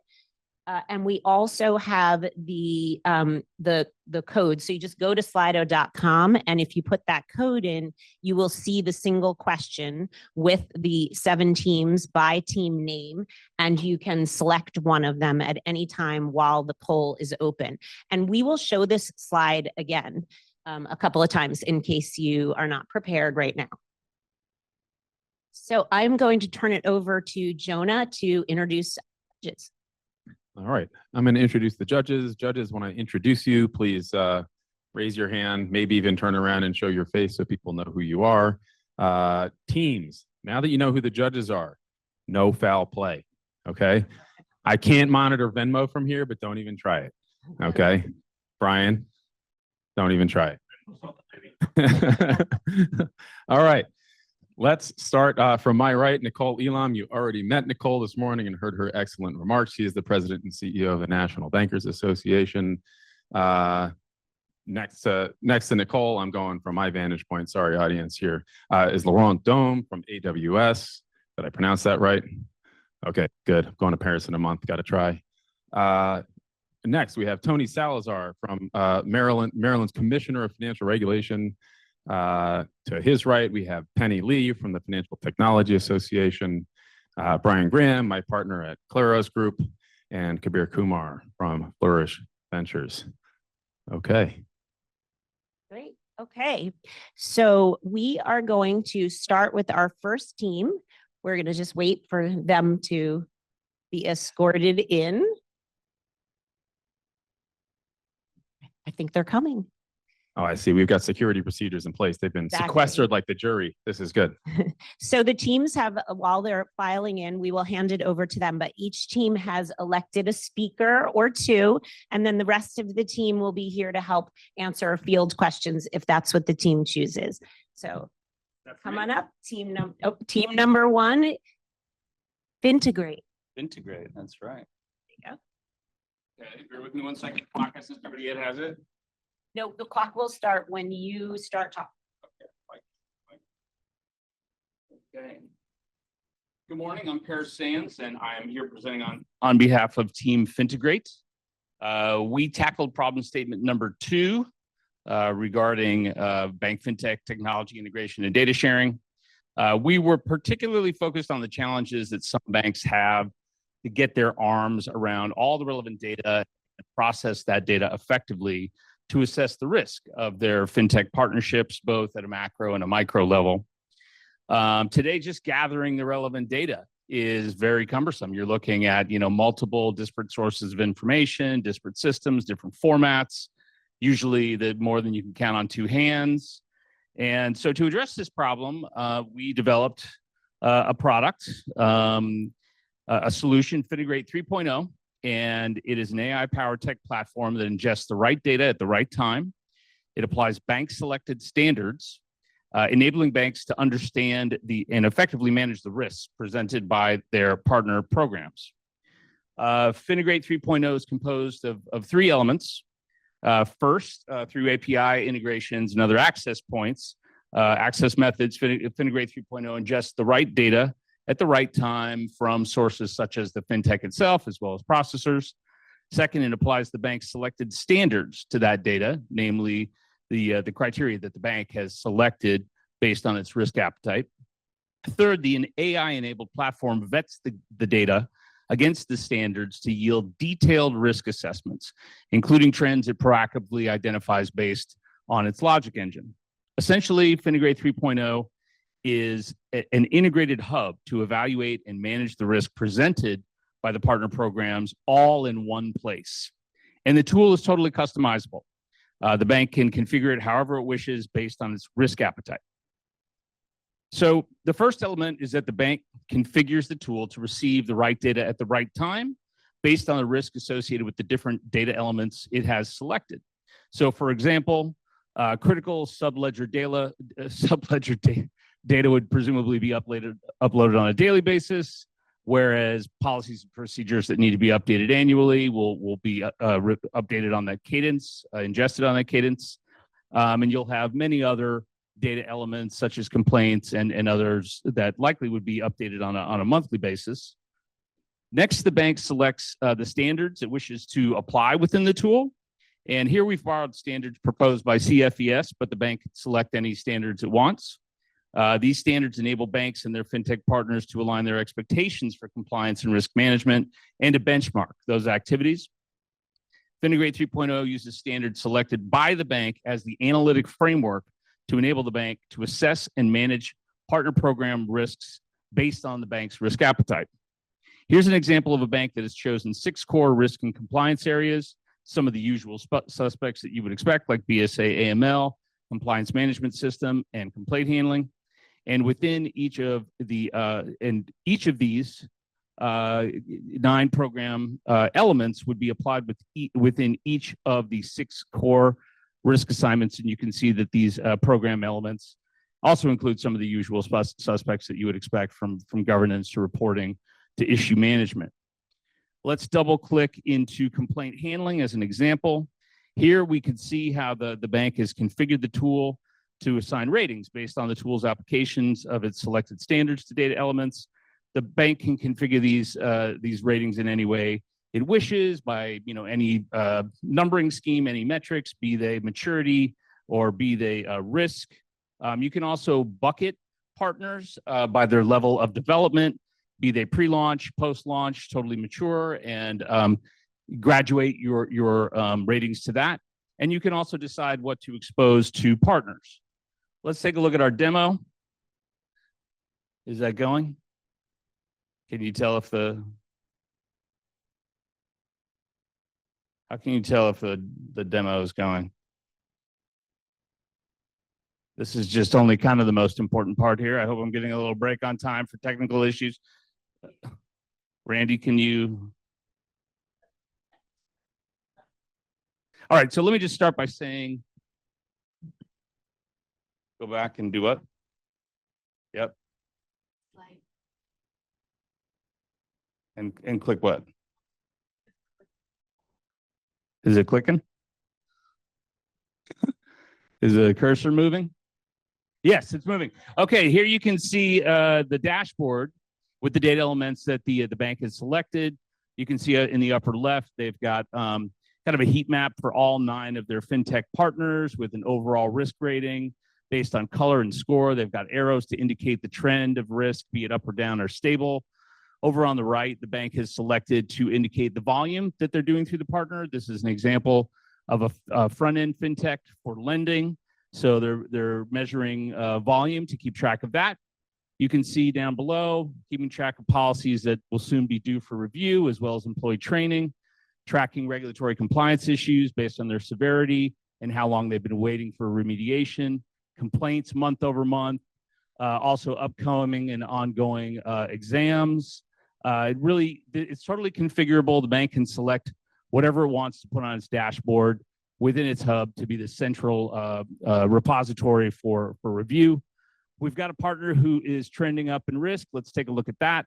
Takes us directly to the standards and procedures, or the standards page that indicates where the problem areas are. This is all complaint handling. You can see some are still green. They're in fine shape. Policy, training is a little behind, but we've got some critical red items here regarding root cause analysis, intake channels, tracking, and reporting. So that's a real source of concern. So let's click into root cause analysis, see what we see there. Takes you to a deep dive complaints analysis page, which already has some summary information up at the top for you, as well as all the detailed complaints data down below. You can click into any of those and get all the granular data that you would want to have. Up top, the tool has already applied some of its AI logic to basically scan the complaint descriptions and mine for some trends. It can see that within the complaints, certain terms are frequent, service member, active duty, very high frequency on that one. And the tool is even telling us over here on the right that we may have some potential violations. Basically, think of this as a program with a 14% APR closed-end loan. The logic within the system knows that if you are an active service member, you better get your rate dropped to 6%. And this is telling us, you may have some folks that didn't get the 6%. Again, totally configurable based on whatever logic you want to be applying within the system. And go back up to the hub from which you can tackle other issues. And thank you very much for the time to present FinteGrate 3.0 to you on behalf of Team FinteGrate. Really appreciate it.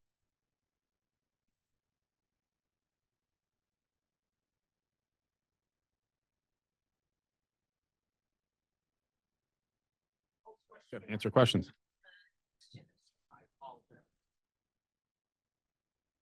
Okay, so can we start the timer at 3 minutes? And we'll start with you. Thank you. That was great. I'm wondering how long do you think it will take for Fintegrate to implement at a bank like Web Bank? Well, once the tool is ready, I think that we could adopt it today. Frankly, I mean, we have our own in-house version of this. I mean, the way the team has been contemplating this really would be, I mean, for all banks, but I think its utility would be even greater for newer entrants into the space, smaller banks, less resources internally. We've contemplated this tool as a cloud-based, completely secure interface for banks, so they can basically tap into it. They don't have to be ingesting tons of data. They don't have to fill the basement and the first floor with daily feeds of data, PII, et cetera. Keep it secure in the cloud. It's available at all times, as regulators would want and expect. But it's basically a web-enabled interface that it is fintech as a service, if you could call it that. Next question. Tony? Yeah. So to follow up what you just said, how intense would the work requirement be on the institution to prepare its data to put into your system? I would say medium to low, because really all you're asking the institution to do, this is important work, but what they have to do is decide what they want the parameters of their standards to be. So if you have an organization that is focused on kind of the core compliance management system elements, you can be coming up with 6 core buckets and determining each of the program elements you want within them. Within each, you'll have all 9 applied. And so you need to be making these decisions to determine how you're going to assess the data that you're getting from the fintech. Oh, I can't get back to the page, but the standards page that I showed you before that showed all the different elements of complaint handling is a good example. That had about 8 items within it. And so I would say that it's pretty typical of what a bank is doing on a regular basis, maybe with the help of some outside assistance to determine the scope of its CMS, the elements within it, and what practices they're looking to see as part of the day-to-day activities. Okay, another question, 30 seconds. Penny? What happens if the fintech is not part of CFES, or is there other standards in which you can integrate? Absolutely. We had a member of the team that's with CFES, and so she was generous to let us borrow them. But the tool is totally agnostic to the standards that you want to apply. It can be any standards that you want to apply. Maybe they're self-generated, which would probably be the case for a bank like WebBank, but you can adopt any standards that you want to apply within the tool. Time as we have. Thank you. Thank you very much.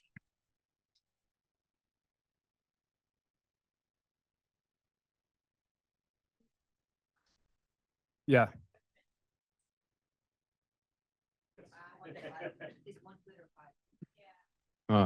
That's above my pay grade. All right. Okay. Well, thank you, Team Fintegrate. Detecting a theme here in team names. Let me welcome team number 2, the Fintectives.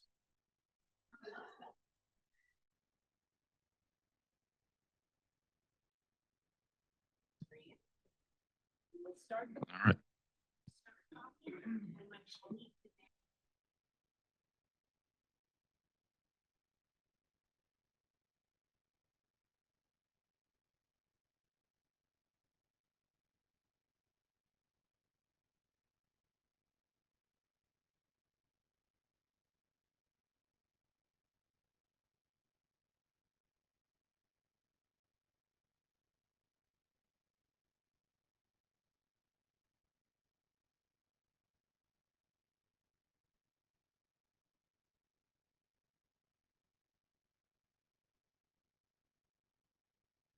With the current fintech bank sponsorship model, many programs exist where the fintechs manage the customer account ledgers and the banks manage the overall cash of the program. We contend, and regulators agree, that the bank needs to know where all those end customer funds are at any given point in time. And they cannot rely solely on the fintech or the fintech's cores for that critical record keeping. It's not just our opinion that not doing so has existential risk. We've seen this play out recently in real life.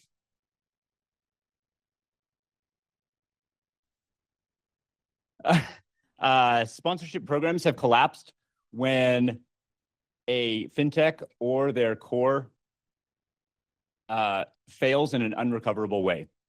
And customers are unable to be made whole by the sponsor bank that's behind the scenes because the records that once represented who had which funds in that program no longer are available. And the bank that sponsored the program does not have that customer account level fidelity. And why not? Why don't they have this critical information? Sponsor banks might be running 10, 20, 50 plus programs, and each of these programs might be utilizing a different core, different processors, and each of those are using lots of different formats and representing customer data in various ways. And so you can imagine that there's just a exponential amount of different formats as you grow programs, because each program might have a core and a processor, and each of those need 10 different types of data. So you're running 10, 20, 50 programs, it gets to be a lot. Trying to aggregate all the data at the sponsor bank is very expensive, very costly, lots of man hours, lots of hard costs. And the reality is that many of the smaller banks don't even have the teams that can support this type of work. You need large data engineering teams, and it's a real it's a real process. I work at one of these sponsor banks, and we do all of this, but many are out there that do not. And so being able to take all of that data and put it into a format that can be used downstream for things like AML and reconciliation, it is a huge, I would say it's a big data problem. So what is the answer? Our solution is a standardized data format for bank fintech partnerships. There is very successful precedent in the industry where having a format or having a standard helps aid in the communication for things like cards, right? Card messages, payment instructions. These have all had standard formats for years. We say you should have the same for the data that is shared between fintechs and their sponsor bank. We would start with a data dictionary. You get all the required fields that for this common language. You decide on the formats that you will support. Maybe you support multiple formats to ease adoption. You want to have canonical ways for this data to be transferred between parties. You got to tackle versioning and governance. And we know that barrier to adoption here is it's difficult to get everybody on the same page at the same time. That's not going to happen. So as you implement it, how can we make things easier for somebody who adopts who doesn't have yet partners that have also adopted? And so we have tools to help aid in this adoption. So what you see is fintech partners want transaction data that they are required to provide to the sponsor bank. As previously mentioned, a sponsor bank typically needs to process multiple of these files from various fintech partners, which are in no consistent format. AI-powered solution injects fintech's transaction data and automatically maps the fields so that they are aligned with the standard format that we've created. So, for example, you see the transaction amount field in fintech partners 1 data that has been remapped to the value field under transaction list. Fintech partners 2 or fintech partners 3 data can be also submitted to the programmatically be remapped into the same format. Once we have the data map, we're able to create an analytics dashboard to assist banks in noting discrepancies between the funds sitting in with them and the fintech's fund under ledger.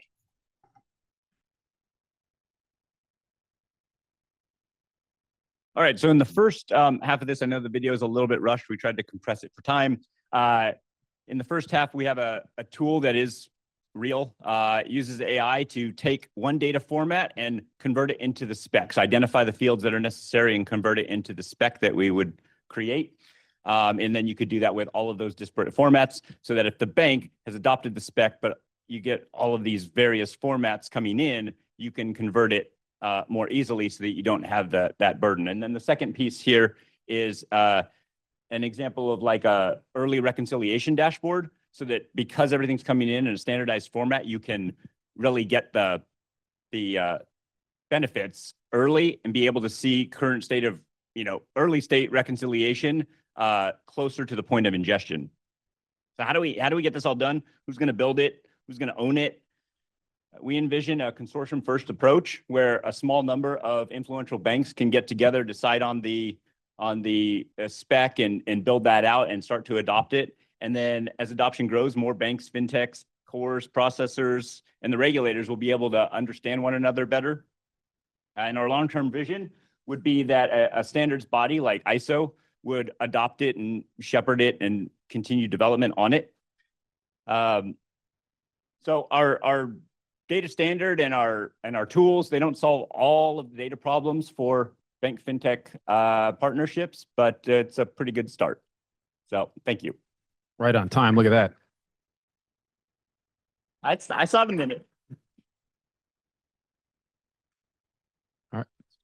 Oh, sure. All right, judges. Brian, you got your finger up. Have you thought about how to prevent your standards from inhibiting innovation as people develop new products and services that might need a different set of data? In what way do you mean inhibit? If your standards don't include a data field that's necessary to deliver a new product or need more precision or other factors that are not in your first set of standards. Yeah, that one, we didn't specifically consider that, but that would be something to tackle when, you had more than 3 days to work on the problem and really, that early consortium would need to tackle problems like that, because that is the flip side of having a standard is what happens when the standard, if you're trying to use the standard, it doesn't meet your needs. So we'd have to tackle that. Laurent. So when you're thinking about, you showed the mapping and the ingestion and then the transformation around that data. How do you ensure the correctness in that transformation? And in the case of fields missing, like Brian mentioned, that you may be able to augment it or send it back ultimately to the fintech that submitted it? Yeah, obviously we need more development on the tool, but I also think the tool is to help, right? So it would give you the first versions, and you still need teams to be able to, QC the process and make sure that the translations are happening. But once you get that mapping for each of those file types, you don't need to map every new incoming file using the tool. You would build more robust tools that do the mappings. This is more of a, So when you're saying the mapping, so is this not a generative AI solution? This is a traditional AI solution? No, it's generative. It's generative, okay. Yeah, but we envision it to be something where it helps aid in adoption. It's not the end all be all. I know Nicole and Kabir both have questions and we're getting down. Why don't you both ask your questions real quick? Yeah. How long to move through this process? And then how are you thinking about security? How long? To move through this process, to get this going? I mean, I think the first portion we envision could be literally within 3 months. You could have a small group come together to define the spec and start the adoption. Getting down to 3 is probably years in the making. I don't want to influence my fellow judges, but I like this one. I'm just, what I want to We do too. What I want to understand very quickly is that the underlying data is payments data, it's lending data. So why do you need a new standard when the underlying data is standard financial data? I think there are ways that we could leverage existing standards, and I do think that's why 3 months I do feel is somewhat realistic. I know most people in the room are like, nothing happens in 3 months in banking, but when you're talking about a small group of people and some existing standards that we can leverage to create what this looks like, I don't know of any standard that encompasses all of the things that need to be transferred about customer accounts between fintech partners and sponsor banks. So I think we should tie that together into a standard which probably borrows from many existing prior art. Time. Thank you. Thank you, team 2.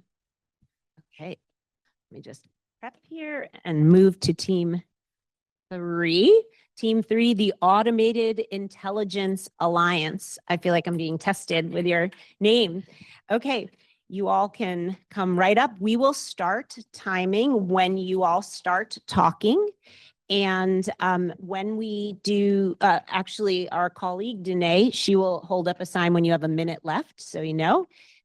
And then you'll have 3 minutes for Q&A as well. Okay, good luck, team. Yes, you can use that mic and you can click yourself.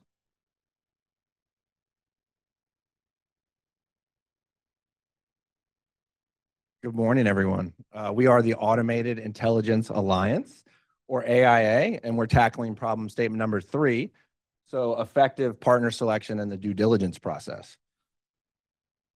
We've created a platform that will help address effective partner selection in the marketplace for banks, as well as accelerate the due diligence process for banks, fintechs, and third parties, as well as automate ongoing compliance operations, as well as begin to help prepare the bank for their exam to ensure that the regulators see the safe, sound, and regulatory system that we all are looking for.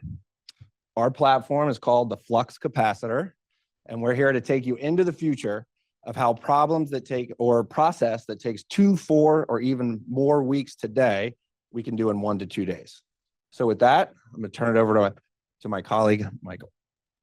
Hi, good morning, everyone. I'm Michael Emancipator. I'm with the Independent Community Bankers of America. We have thousands of community banks as members. I've had conversations with hundreds of them about their challenges with third-party technology, and it really can be distilled down into 3 buckets.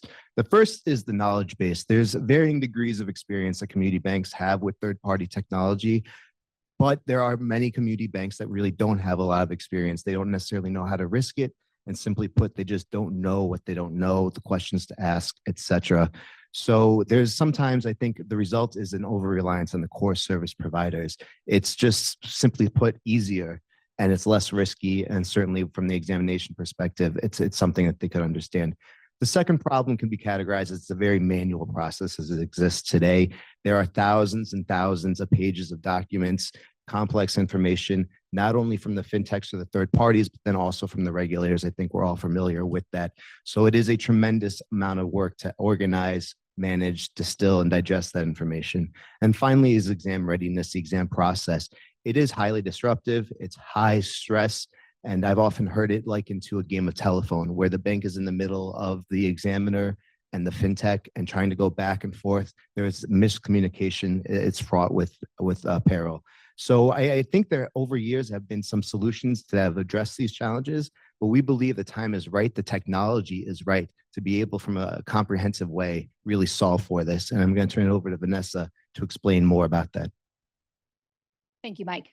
The Flux Capacitor leverages the collective minds of banks, regulators, industry experts to reduce the manual lift of the compliance operations. Banks can use this for third-party risk management in vendor selection, onboarding, due diligence, ongoing monitoring, and even exam readiness. The platform is accessible by the bank's unique user credentials. It comes preloaded with public information such as rules and regulations. It also allows the bank to upload private data sets such as programs, policies, and these private data sets are segregated. They're not accessible by other members, and they are also not used to train the model. What you're going to see today are 3 examples on a live platform with live data publicly available. And also you're going to see real responses. You're going to see a due diligence questionnaire. You're going to see a comparison between 2 terms of service agreements, as well as financial data analysis.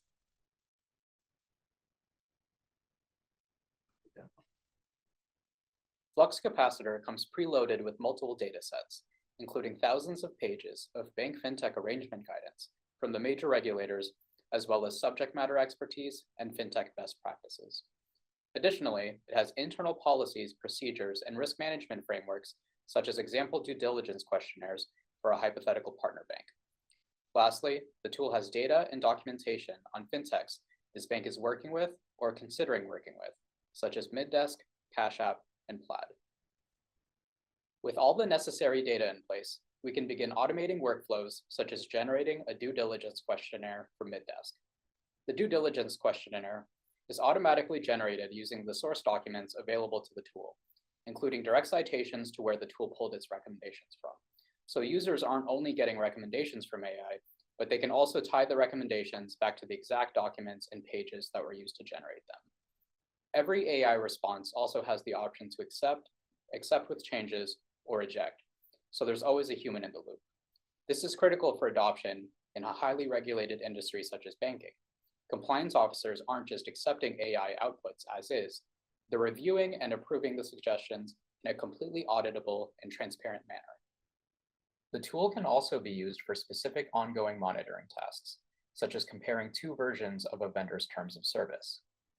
In this example, the AI thoroughly reviews the two most recent versions of Cash App's terms of service, comprehensively outlines the differences, and summarizes the high-level themes of the changes and their impacts.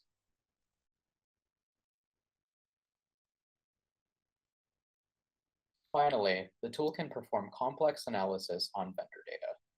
In this example, the tool is analyzing and summarizing the financial health and performance of Plaid, and this output can be used for internal decision-making, strategic planning, as well as preparing materials for audits and exams.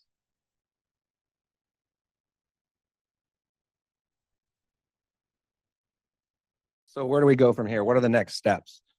We recommend developing a coalition of the willing banks, large and small, as well as fintechs and vendors and regulators come together to experiment in a sandbox around different use cases, because we only demonstrated 3 today, as well as other areas where we can innovate and educate all parties involved in the process. And even looking forward around the corner, we believe there's ability to iterate on additional issues, including mapping taxonomies of risk, as well as identifying institutional risk with the data that we're providing into the tool.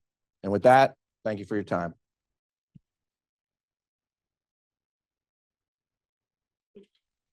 Thank you, Team AIA.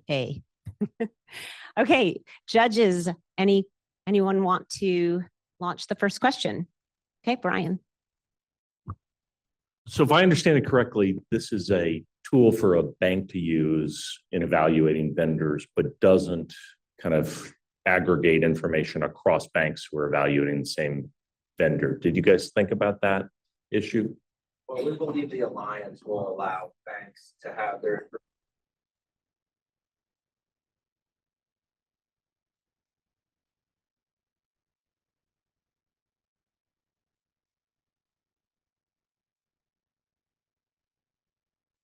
But what about the other way around, which is the, two banks leveraging the fact that a third had already gone through the process to evaluate, vendor X, whoever it is. Yes.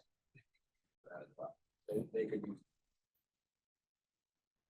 Next question, Penny. A question just on your point about the human involvement and the subjectivity.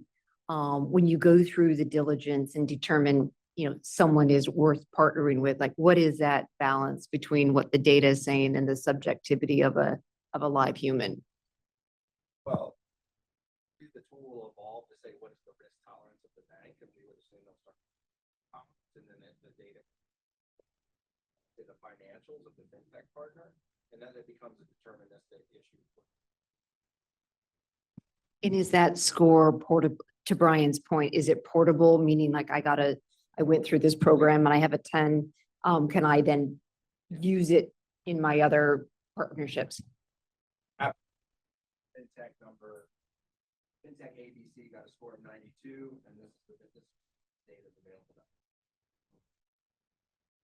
Trying to look to your questions, I think that's the part of the banks are able to learn from the other banks in terms of how they're risking it, what their risk appetite is, the questions to ask. And we relayed this, I think, from the perspective of a community bank. I think this is going to be valuable from the perspective, the use case from the fintech as well, especially the baby fintechs that might not necessarily have gone through this. It's difficult for them also to manage all the responsive, the questions from the banks, how not just dozens, but sometimes hundreds of potential banks as well. So we believe, alleviate a lot of the burden for the fintechs as well.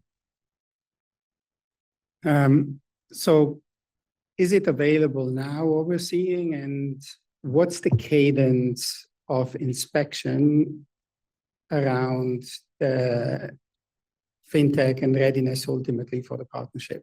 So the platform is, 15 seconds, Dan. yeah, the platform is absolutely ready to now. Couple of days, and the inspection frequency is up to you. You can set those trainers to pick.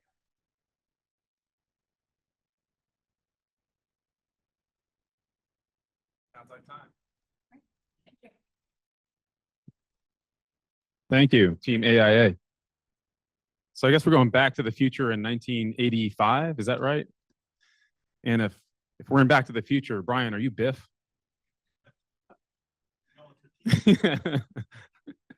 Just checking. All right, back to theme on team names. Let me welcome Team 4, Fintegrity.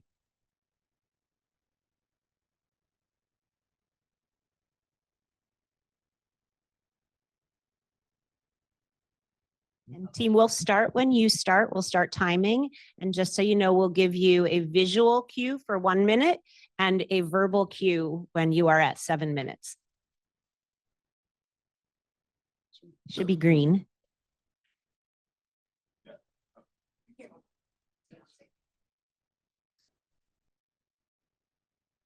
Thanks.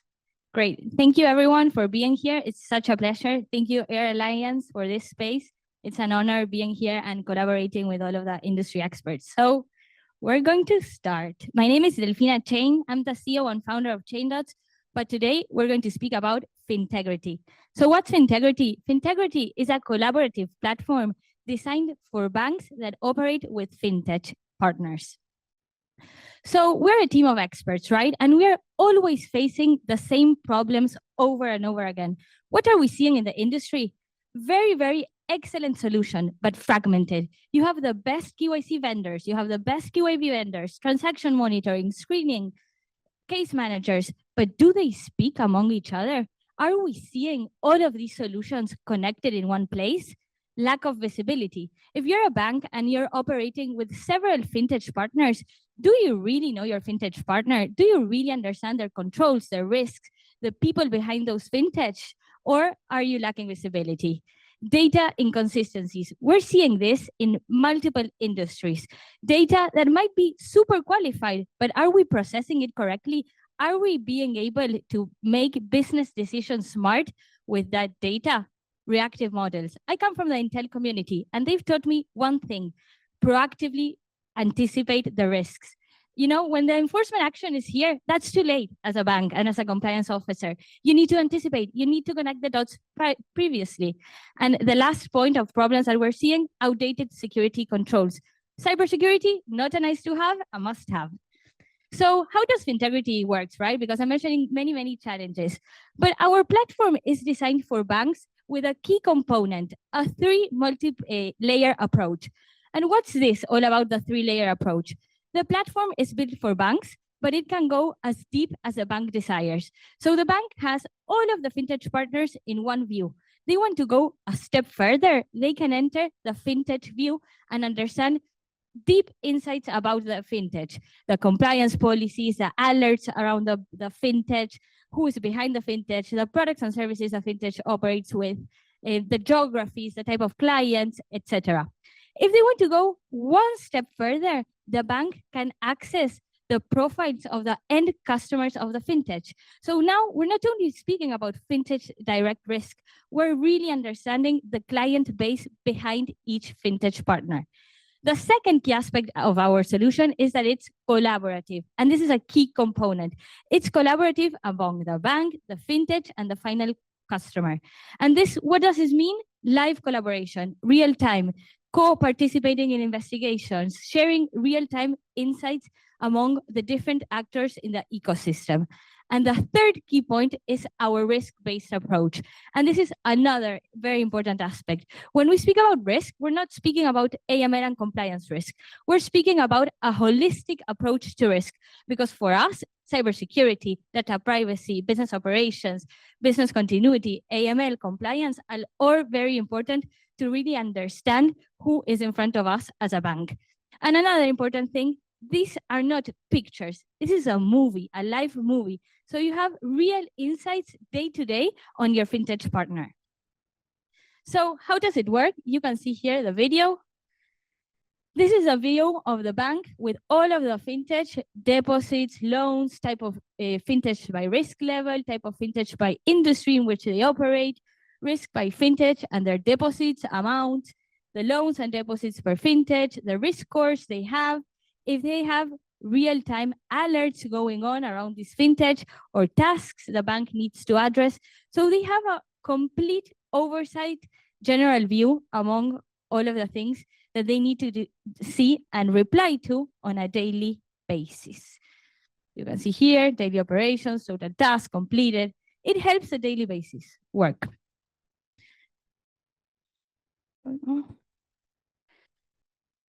Second view, the individual fintech view. So if I really want to understand, okay, I want to know this particular fintech, I have the number of transactions, the number of accounts behind it, the number of alerts, their compliance policies, if they're in line with my risk appetite, if they are out of line with my risk appetite, what type of customers they agree, if they're outdated, if they're not, if they need to improve any different things. So this helps also remediation plans. And again, holistic approach to data. So you'll have many different types of data within the system. Also, of course, transaction monitoring live.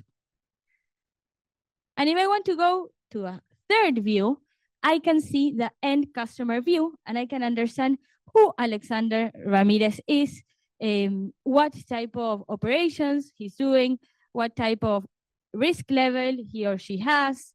I can see here all of the CIP profile, the information, the transactions, everything to go and to really understand who's behind my fintech partner. So how does the data flow? You have the bank, you have two options. We can integrate to the multiple fintech or we can integrate through a middleware. And underneath everything are the technology providers. And we are agnostic. So we have pre-built integrations with the main players of the industry. We're not here to compete. We're here to aggregate and process all the data and help banks make better and smarter decisions while managing risk. Benefits, faster compliance workflows. Of course, we're automating many of the daily manual and spreadsheet works, stronger risk insights and oversight, increased bank and fintech ROI. This is super important when we think about controls. Like we need to be business enablers. We need to work with the business. This type of technology helps banks onboard more fintech, helps expand the business. Super important. And of course, secure and seamless collaboration. To finish, I spoke about a little bit about our team. This is our team: Honor, Alex, Ethan, Kevin, Akrash, and myself, Delfina. Thank you very much, and I leave you for questions and answers.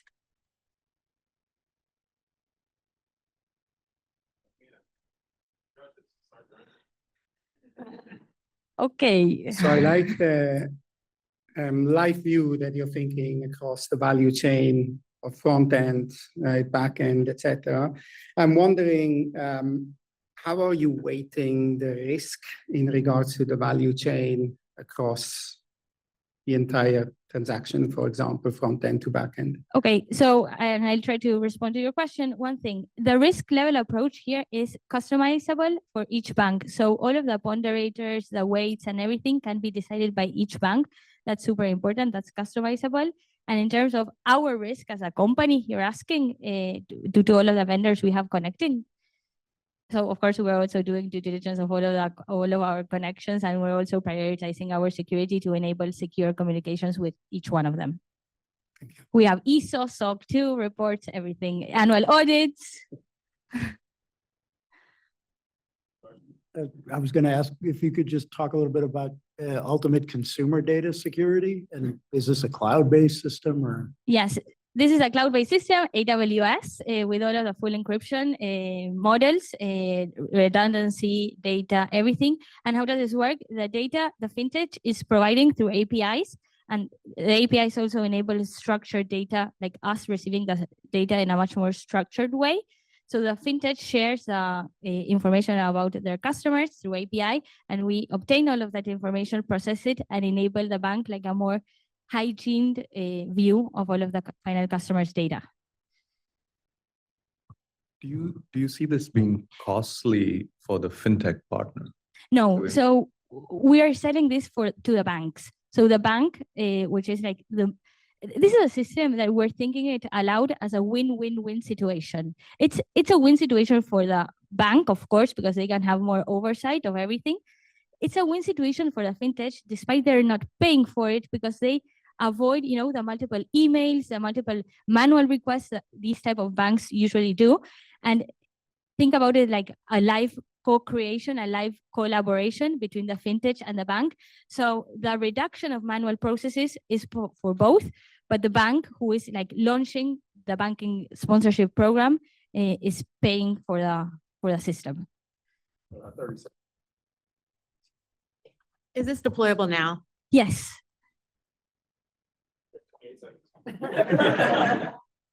In 28 seconds?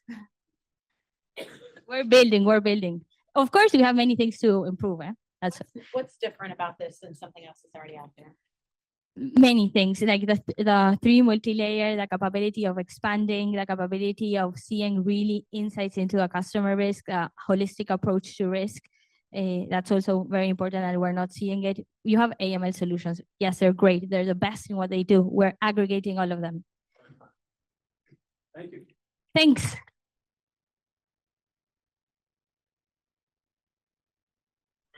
Thank you, Jamie. So long, did you catch the, said AWS like 5 times.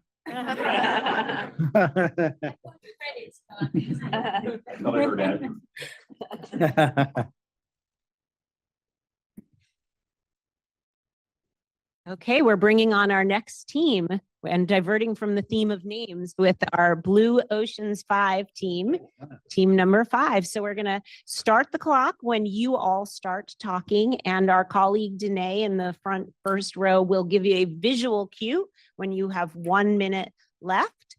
And then we'll give you a verbal cue when your time is up, and the same with the 3 minutes.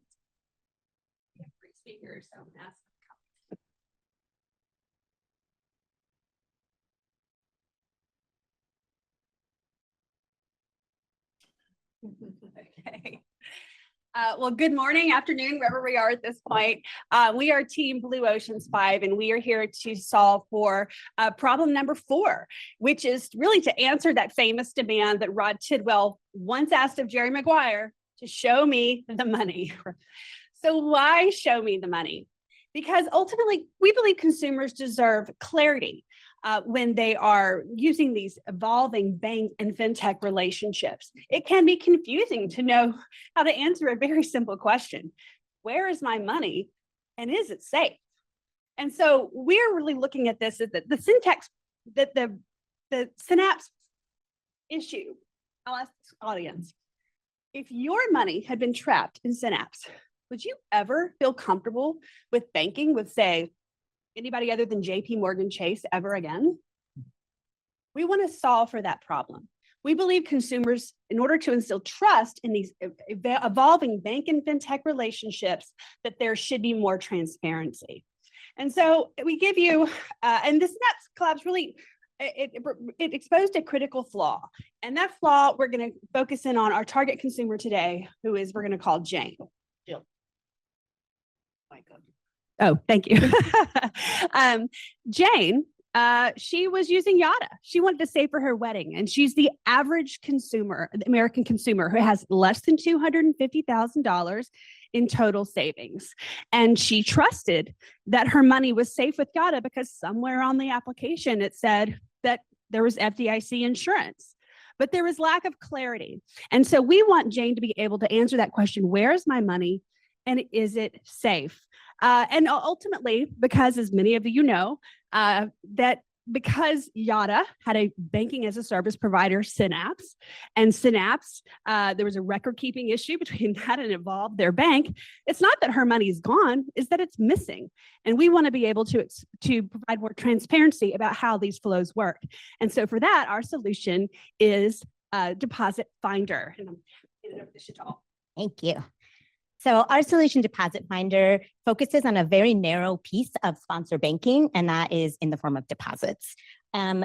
What we've learned through Synapse, like Jill said, our solution is very much informed by that failure, where we learned consumers were most impacted by not being able to access and locate their funds, as well as understanding the complexity of FDIC insurance, particularly as it relates to pass-through. So our hope is that the Deposit Finder tool will serve as an additional control, not only for consumer protection, but allowing banks and regulators to feel more comfortable with the safety and soundness of these deposits as it relates to bank fintech partnerships. So what is Deposit Finder? It's a searchable portal maintained by the FDIC. We see this in the same vein as FDIC's existing products, ED and Bank Finder. However, consumers can, in addition to traditional banks, they can search for fintech companies. So how does this work? So we have a consumer, Kelly Slater. No one's going to laugh at that. We're Blue Ocean's 5. Gotcha. Kelly Slater wants to see what his deposits at Cash App look like, where they are. And so the tool will integrate with a third-party data aggregator, in this example, Plaid. This works just like it works today. No PII is stored or otherwise accessed. And then as his credentials are being validated by the data aggregator, his account types will show up by account type as well as across financial institutions. And so he can click on any of these accounts and then results are returned. And what you'll see is results will show that funds are eligible if the green check mark. If they're partially eligible or may be eligible, it's yellow. And you see that with the 251,000 that he has connected to Wells Fargo and the savings.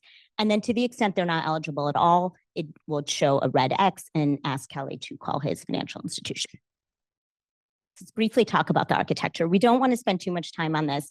The point we want to make here really is the tech lift here is not overly onerous. The data that we would need for Deposit Finder to be operationalized either already exists or will exist. So specifically, open banking APIs. To the extent 1033 is in effect and operationalized, that data will already exist with a seemingly low level of effort.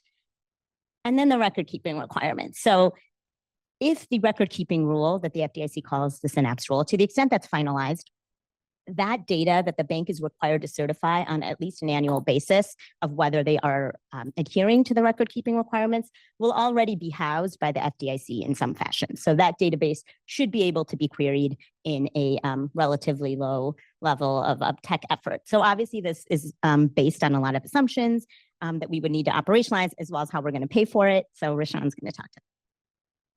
Great, thank you. So not to bore you with all the fine print, but we are aware of a few key factors that will help bring this technology to life. As mentioned before, the CFPB finalizing and implementing their open banking rule. Another is the FDIC finalizing and implementing their custodial deposit accounts rule that will help open up the transparency between the bank and the fintech partner. In additional, whenever we talk innovation with banks and technology, there's some resources involved there that banks may assume and share with their fintech partner. But the real reason why we're up here today and working on this project all week is because ultimately we want Jane to have her wedding. So thank you. With that, we'll open up to questions. FDIC staff. Do you approve the use of that logo? Judges. So question, it seems like a lot of this is based upon stuff happening, broker deposit rule, 1033. So if that stuff doesn't happen, what now? I can take it that. So it's in the best interest of everybody for the consumers to be empowered. The technology is already there, right? So we don't really need the regulation to push this. It could be something that even the industry will volunteer. And that's it. I mean, so the banks will benefit and the fintechs will benefit if this happens. Penny.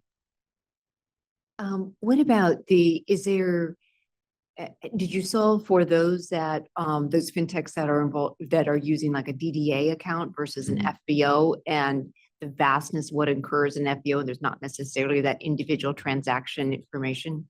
Absolutely. So that's why, and this, we use the Cash App example because it's very telling, right?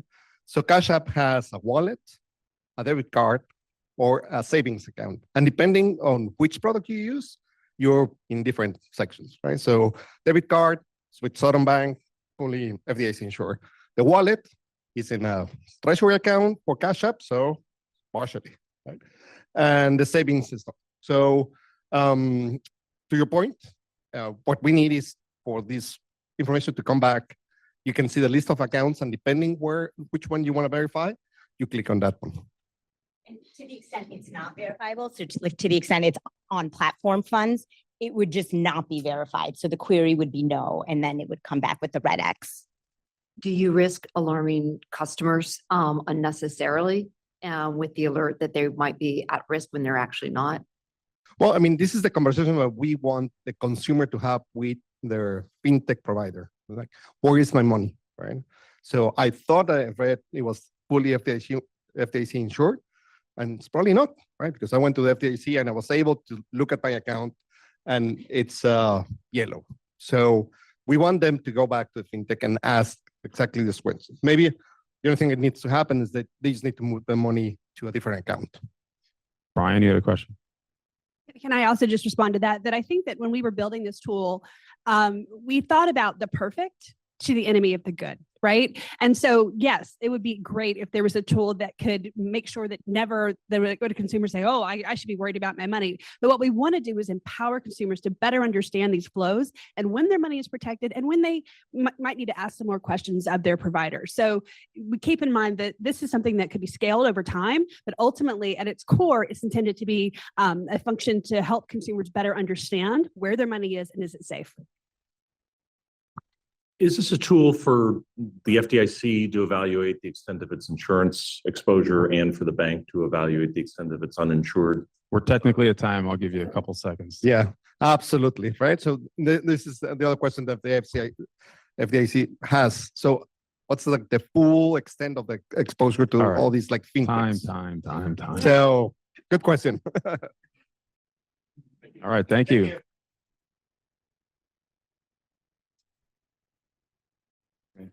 All right, hang 10, Oceans 5. Let's see, who's next? Team number 6, Standard Sync.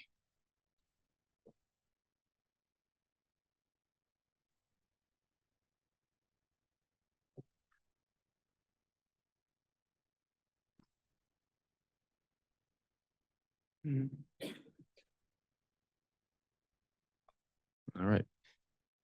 All right, team, your 7-minute clock will start ticking when you start speaking to your deck. And look right there to Danae for a 1-minute warning. And after that, there'll be 3 minutes of questions from the judges. Take it away. Hi, everyone. I'm Bridget, and I do policy at Wise. And I'm Jake. I'm an engineer at Mercury. And as you can see, there is a massive amount of information that you need to gather as a regulated financial entity. But what do you really need to collect, analyze, and produce as a bank, a fintech, or another financial institution? And for that matter, what do you need to consume as a regulator? Well, if you can't speak the same language, it's pretty hard to do. And right now, as an industry, we are trying and flailing at trying to grapple with this. What does that mean in practice? Well, for banks, it means that every solution today is ad hoc. It means a lot of time spent trying to grapple with compliance and reporting. For fintechs, it means playing telephone with their bank partner to make sure that the regulator, their ultimate regulator, is aware of what's going on. And for regulators, it means testing similar products, but having no repeatable processes at hand. Basically, this translates into distrust, duplication, uncertainty, because none of us are speaking the same language. Now, multiple teams today have asked you to imagine, either imagine or actually some of them have shown you what it would look like and what things we could build with better data. But the first step is actually to make sure that we have a shared framework for that data. We need that world where we can all speak the same language. So what does it look like in practice? Well, we all know that for every type of regulated activity, there is a litany of information that you will encounter as a part of your regular business. What we propose building is a comprehensive data taxonomy of all of that regulated data. We want to take a modular approach to go area by area defining that. Within it, it's not just what is the data, what is it? It's, we suggest describing just the data, but also the reason that the data exists, whether it's a regulated requirement? So if that's the case, what is the rule or statute that backs that up? If it's a best practice that we follow as an industry, how is that data used to conform with those best practices? Or if it's something that's a high piece of utility to entities like law enforcement, let everyone know that right there in the taxonomy. Now, how do we actually go about getting there? We think it's important to note that we're not starting from scratch, but instead we want to provide a unified framework to guarantee that at the end of the work, we're all on the same page for all of the different pieces of data. We propose utilizing some kind of industry-led standard-setting organization to bring together all of the producers as well as the consumers of this data so that we can all know exactly what is needed, what data we have, and how we can get it to each other in the best way possible. We want to take existing standards, expand them, and normalize them within this common framework. And it's one that we think is worth noting that smaller institutions are already asking agencies like the ABA to help provide today. We want to then encourage the existing data providers to conform to these new standards so that our technology serves our aligned language. And it's also important that we can pilot this on individual test cases, module by module. We can say start with identity data and collecting all of the various pieces of rules and of data that goes into fulfilling a KYC requirement. Go through that. Then we can go to loan data, et cetera. We can go through each of these module by module. Standardizations allow this modular approach, which is important because it allows us to make continuous incremental improvements that we can all utilize immediately and benefit from immediately. Our team brought together a diverse set of experiences across regulators, fintechs, banks, and law enforcement. And for all of us, the immediate improvement to process was clear. As a couple of examples, we believe that there's an 80-20 rule in terms of the initial work to carry out a supervisory exam. And that work, 80% of it becomes both repeated and automatic. Instead of producing long-form descriptions of what you're looking for, you can use that shared language to describe exactly what you need in the first day letter. And everyone understands the requirements immediately because of that shared language. The process becomes expectable, routine, and repeatable. State regulators can more easily collaborate on repeatable analyses of the ever-increasing variety of financial products. This is something as simple as having shared macros or a library of analyses to draw from. This is something we heard even this week from industry experts. Regulators are searching for a repeatable process that today is impossible without a shared foundation. In one standardization case our team is familiar with, producing a common language on just legal processes alone led to a 41-minute reduction time in case processing. A shared foundation removes the back and forth at the start of every exam. A shared language becomes a predefined pillar of trust. Regulators know that they're starting their supervisory puzzles with all of the pieces at the beginning, allowing them to focus all of their energy on what's truly important, putting it all together. And not only are there immediate benefits that we would reap right away, it's not where this ends. So imagine a future where the benefits of this foundation multiply. Regulators press a button 1 week before an exam and can have all the information they need at their fingertips. Small banks can access one standard instead of building ad hoc approaches, saving them time and money. Fintechs have certainty about what their bank is saying to the regulator, that all the information is readily available. Innovators beyond this can build on top and provide a single API so that institutions of all sizes can have access and help to the shared data and help improve their own processes. All of this coming together will enable a focus on qualitative, tech-focused supervision, and it will also breed trust. And I think, when we were asked to kind of take this on, we were asked to look at and re-envision what a future could look like when it comes to making supervision easier and more tech forward. Ultimately, this can only be done if we're all speaking the same language. Thank you.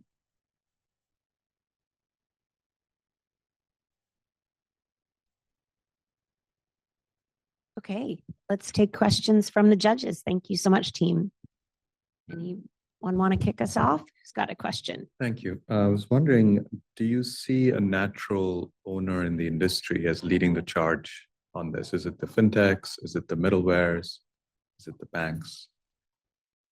I think we were thinking of sort of an industry-led, multi-stakeholder approach. So I think to your point, the governance is important in terms of having buy-in from banks, fintechs, and the cores, and encouraging that and making sure that, what we talked about, Sama? And blessed by the regulators. So owned on the industry side, but blessed by the regulator. Is the SSO is the key to this, right? So that would be the first step, create that and then go forward. Can it be done any other way? I mean, you can always pass a law, right? That's the easy solution, right? Is we all just agree that let's just mandate this. There are other approaches that could be done, short of that. There are options through rulemaking. There's options where individual entities within the industry could just start without an SSO existing, and then they could test it themselves, see where that goes. All of that requires a lot of constant dialogue between, like I said, the producers and the consumers of this data.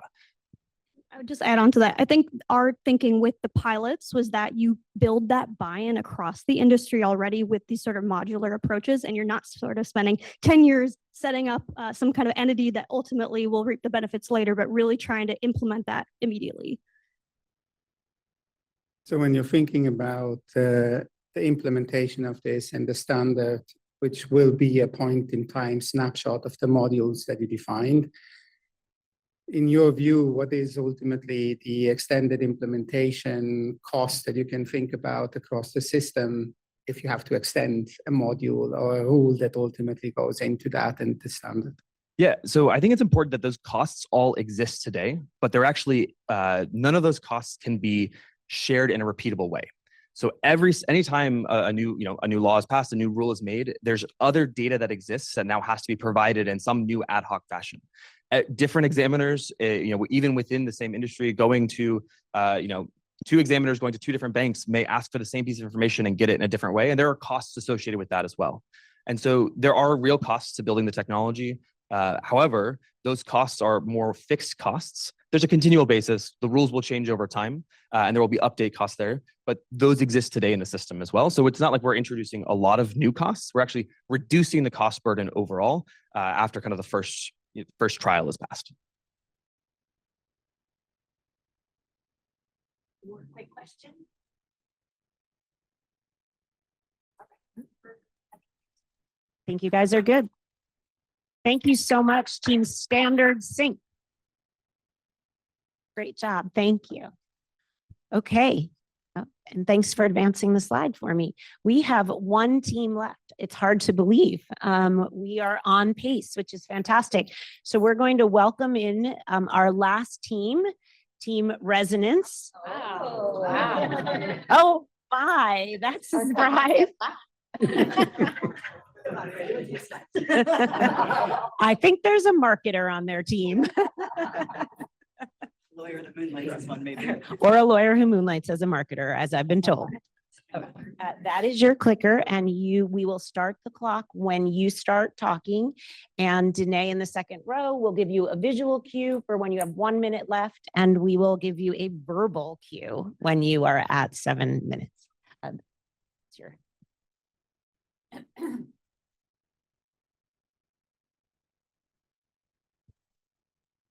Resonance, the quality and a sound of being deep, full, and reverberating. The reinforcement or prolongation of sound through the reflection from a surface or by the synchronous vibration of a neighboring object. Due diligence is probably not the first thing that came to mind when you heard that definition, right? Not yet, at least. That's why we built the Resonance platform. We're confident due diligence can do more.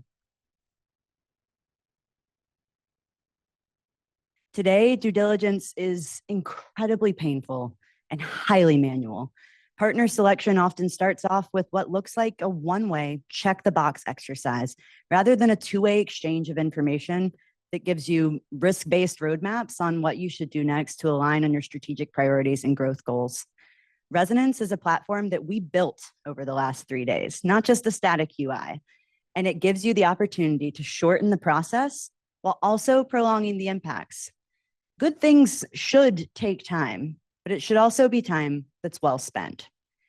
Some of you might remember last year when the CFO of Marqeta filled us in on something that those of us working in this industry We're feeling quite personally already that due diligence and starting off a new partnership is taking a really long time, up to 40% longer, in fact.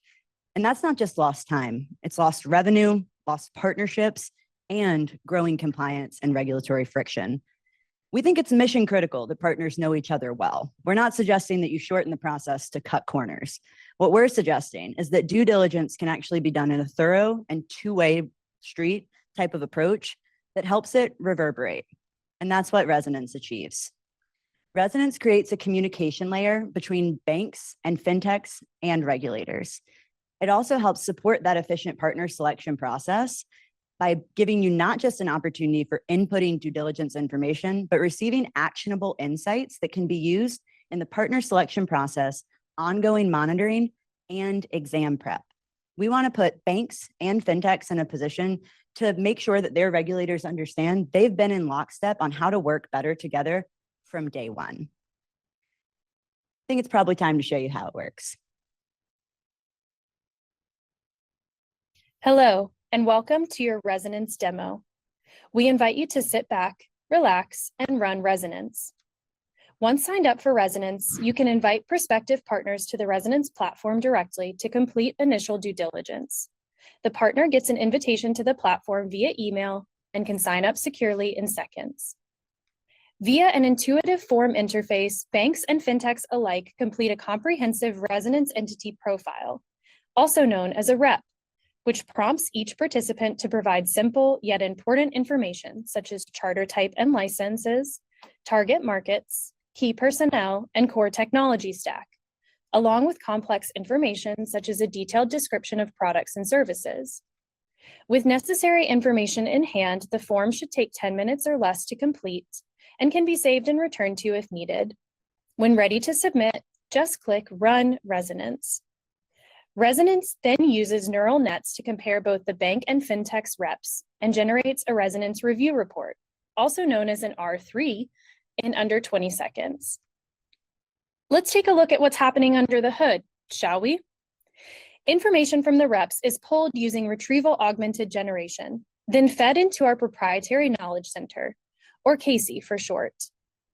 CASE is enhanced with a plethora of regulatory resources, such as the FFIEC AML and IT exam manuals, interagency TPRM guidance, and more. The Rep R3 provides two different types of feedback for potential partners to review together. The first, called Signals, offers a summary of critical points in each area of the submitted reps. The second, called the Resonance Roadmap, suggests next steps to strengthen alignment within the partnership or decrease residual risk. The Resonance dashboard has everything you need to review materials, adjust access permissions, and share securely. The best part is that each company only need upload their documents and complete their rep once to use across multiple partnerships. When ready to move to the next stage of due diligence, our Policy Stack tool can be used to review compliance policies of each partner for potential gaps and areas of further discussion. Policies are uploaded securely from both parties for a full review. Resonance 1.0 supports a broad range of policy types. The Policy Stack Resonance Review Report, again, an R3, provides actionable insights as a result of cross-comparing the two reps. Thank you for watching this demo. We hope it resonated with you. We have two Caseys on the team, one with a K and one with a C, which is why the Knowledge Center is named that. It's just to clarify that point. So we spent a little bit of time in that demo scrolling quickly through some things. Something I want to flag for you in the appendix of our slide deck, which is uploaded to our live website, getresonance.ai, where you can check it after the presentation. You'll see a full detailed list of an example R3 that we actually ran through the platform based on AI prompts that we built over the last 3 days and the RAG methods that were discussed in the demo. So we talked about the Resonance entity profile. The same exercise is undertaken for Policy Stack output as well.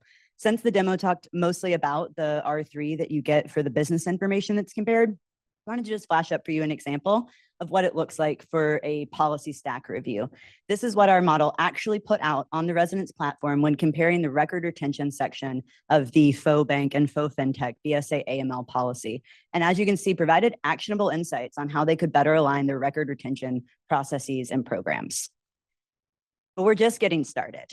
There are a few different things that we would like to achieve in Resonance 2.0, and we've built a great foundation to get there. One of the things we'd like to flag for this group is that problem statement number 5, though not directly on point for groups to solve, is something we thought about.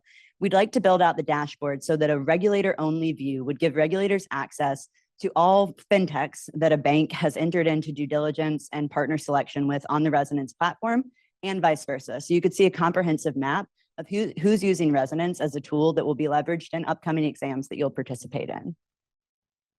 With Resonance, due diligence not just can do more, but will. Join the Resonance sounding board. We'd be happy to have you. We've even got a spare t-shirt. Excellent.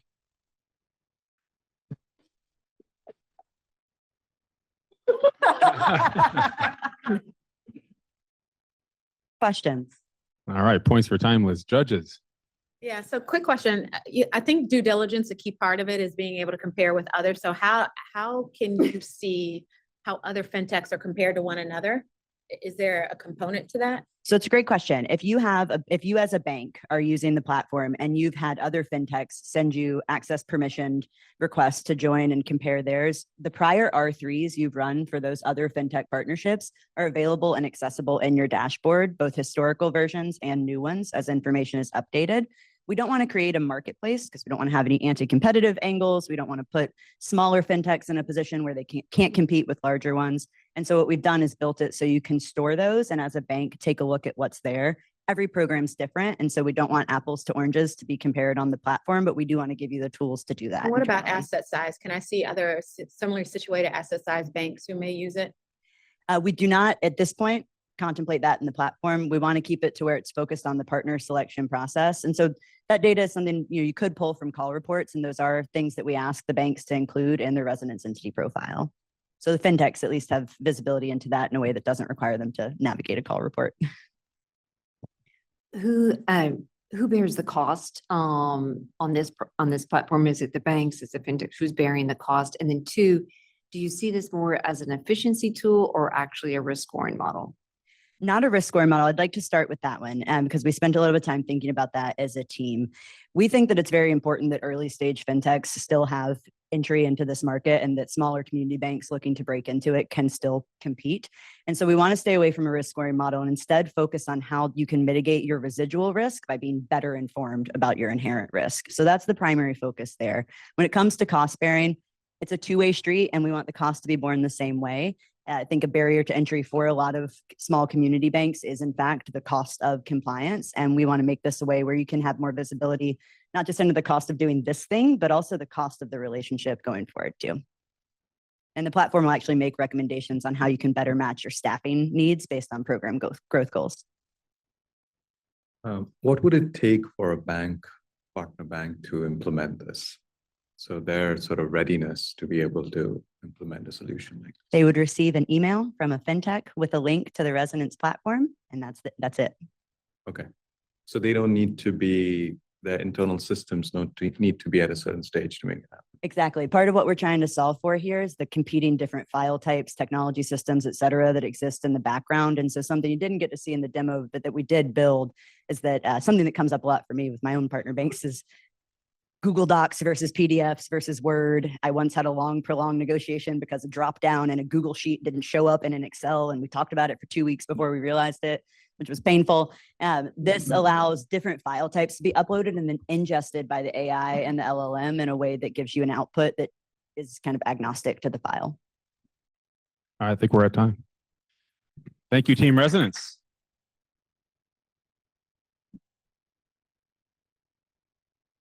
Arpita told me to click all the way through, so I'm saying this is everything Thank that's you for available. being in the compliant.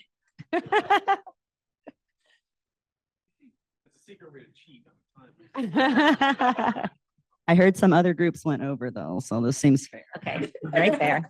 Thank you so much, Team Resonance. Actually, let's give a hand to all 7 teams.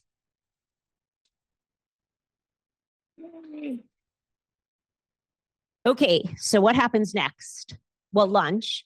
But we have the Slido code because we do really want to encourage everyone to vote.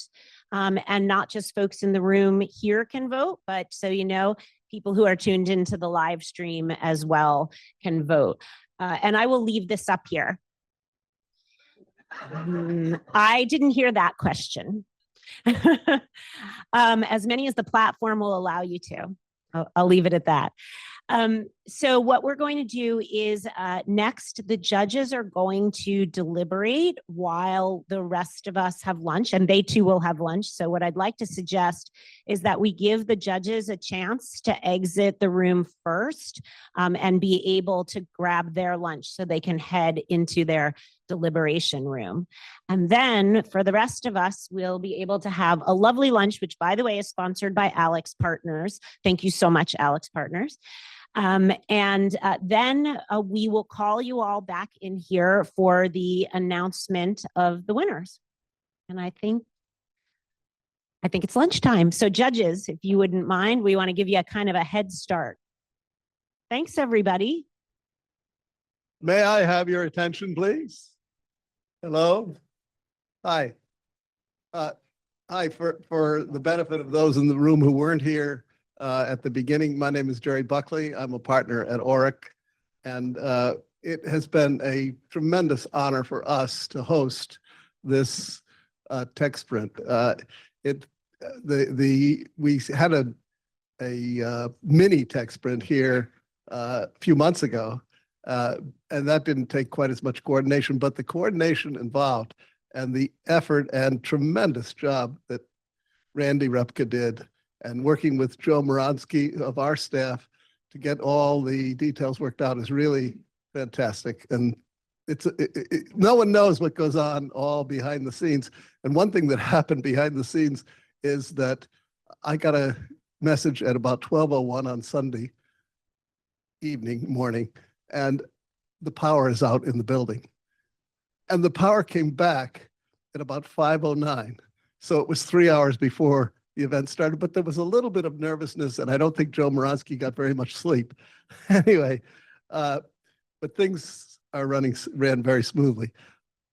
As I say, my colleagues and I are grateful to have the opportunity to work with the teams, and a number of my partners, Sasha Leonard and Leslie Meredith and Jay Williams, were experts who joined with the regulators and others in meeting with the teams, and it was great to have that interaction. I did myself.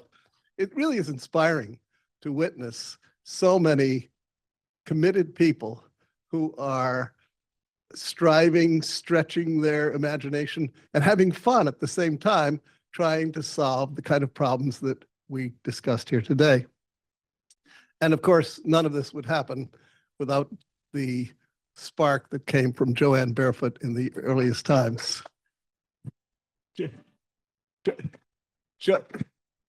Joanne and I have known each other, I'm sorry to say, for almost 50 years. And I'd like to say that we met in kindergarten, but that's not exactly the case.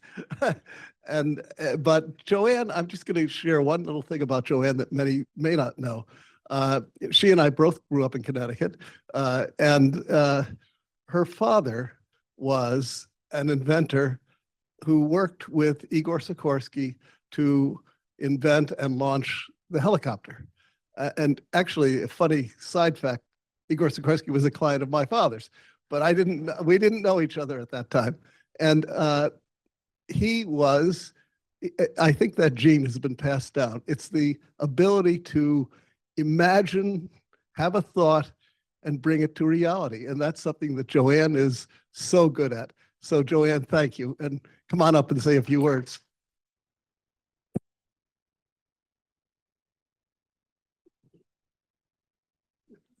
Thank you. Thank you.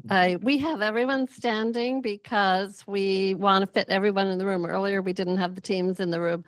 So we will be brief, but I just want to say thank you again to everyone. Is everyone excited? I know I am. I was saying I am really glad I wasn't on that judges panel. I don't know what I would have done if I had been. And I do want to thank again the teams at both Oric and Air who dealt with the power outage, and also Carmen on our team didn't have power for 2 or 3 days in her hotel for some reason. So it's been an exciting week.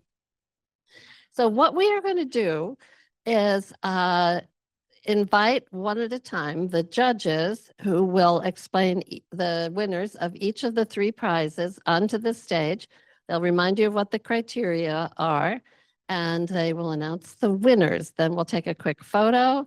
The winners are getting fabulous prizes, namely a medallion. And we'll be following up with a certificate of thank you to them. We're so excited about what people have done. So we'll take a photo with the winners, and then at the end, I will announce the People's Choice winner, and then we'll let you go. So to get started, our first category is going to be the Eureka category, and Nicole is going to tell us about the winner.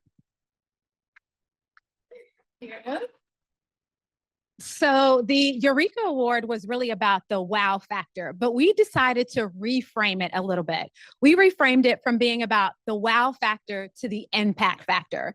And what we hear about every day, all day from small community banks is that vendor selection is a challenge. They need something that can help them with vendor selection. And I must say, you know, all the awards were great, but this was a hotly contested battle in the judges' deliberation room. We went back and forth, but we landed on AIA. And I know I'm shorthanding, just please feel free to hire me for marketing, but we are selecting Automated Intelligence Alliance. And the reason why we selected them, yes, shout out. The reason why we selected them was all about the due diligence platform that doesn't just help them at the start, doesn't just help banks at the start of it, but it helps them with ongoing compliance and ongoing continuation as it relates to the regulatory examination. So congrats to you guys. Congrats. There you go, John. All right. Please come up.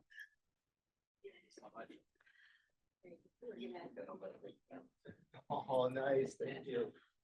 There you go. Put your medals on if you don't mind for the photo. And we'll do a very quick thank you. You guys are awesome.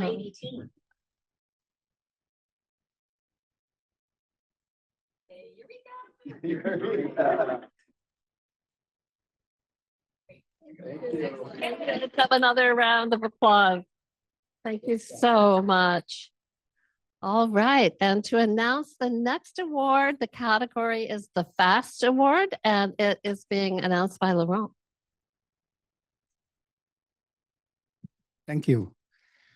So we were deliberating quite a bit, and we're thinking about the nice dashboards that we've seen everywhere and what we can do with it. But we came to the conclusion that we see pain across the banks, the fintechs, the supervisors in one specific area, which is data standardization and being able to ingest data very quickly and transform it with ease. So the winner of that category is going to be fintechs. Fintechs, why? Because the technology for that award is already there.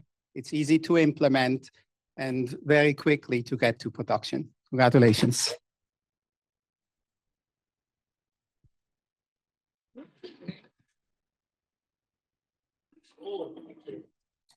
Fantastic. Thank you.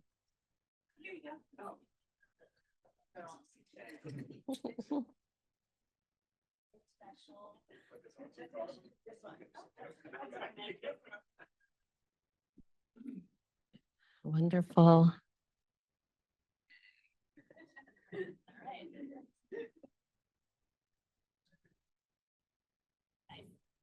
Thank you. Amazing.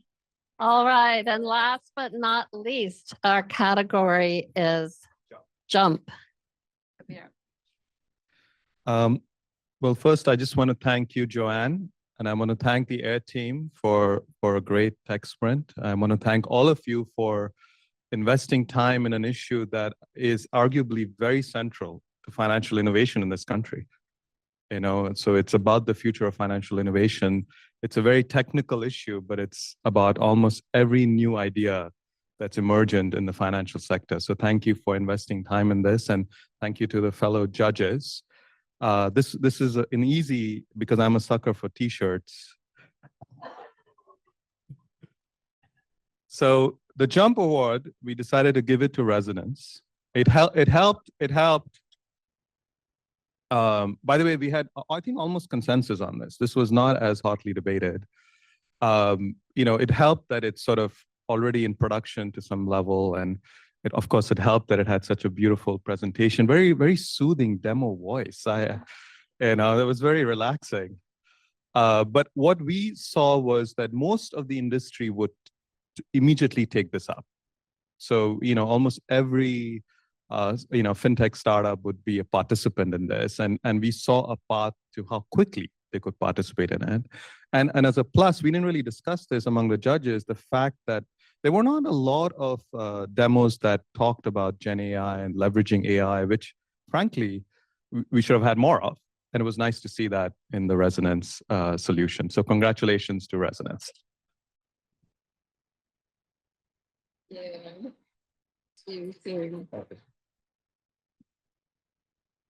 Come on up.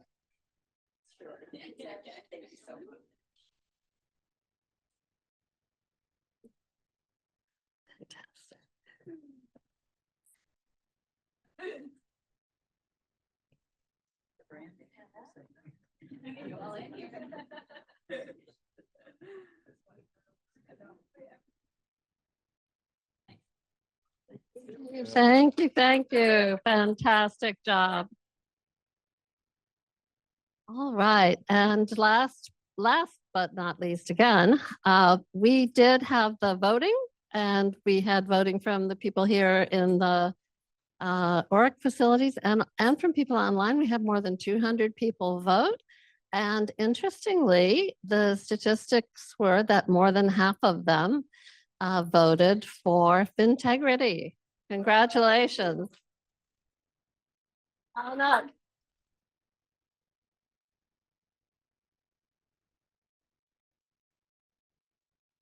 Come on up. Yeah.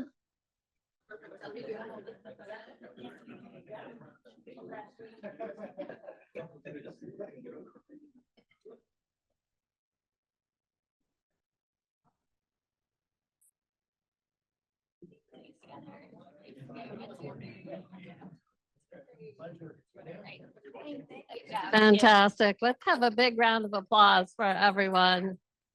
All the teams and all the people who came this week. Okay, the agenda now provides for me to do 15 minutes of closing remarks. Only kidding. I just want to say this. This is about connecting, converging, as we talked about at the beginning and all through the week. My hope with all of you is that you'll leave here today and walk outside and get together tonight with someone, or call somebody in the morning, or message someone on Monday morning who you met here or talked with here, and say, let's think about whether we should do something with that idea we had or that thing we saw, and just see where the ripple effects take us, because it's just an unbelievable power in this room. So thank you all. Thank you all.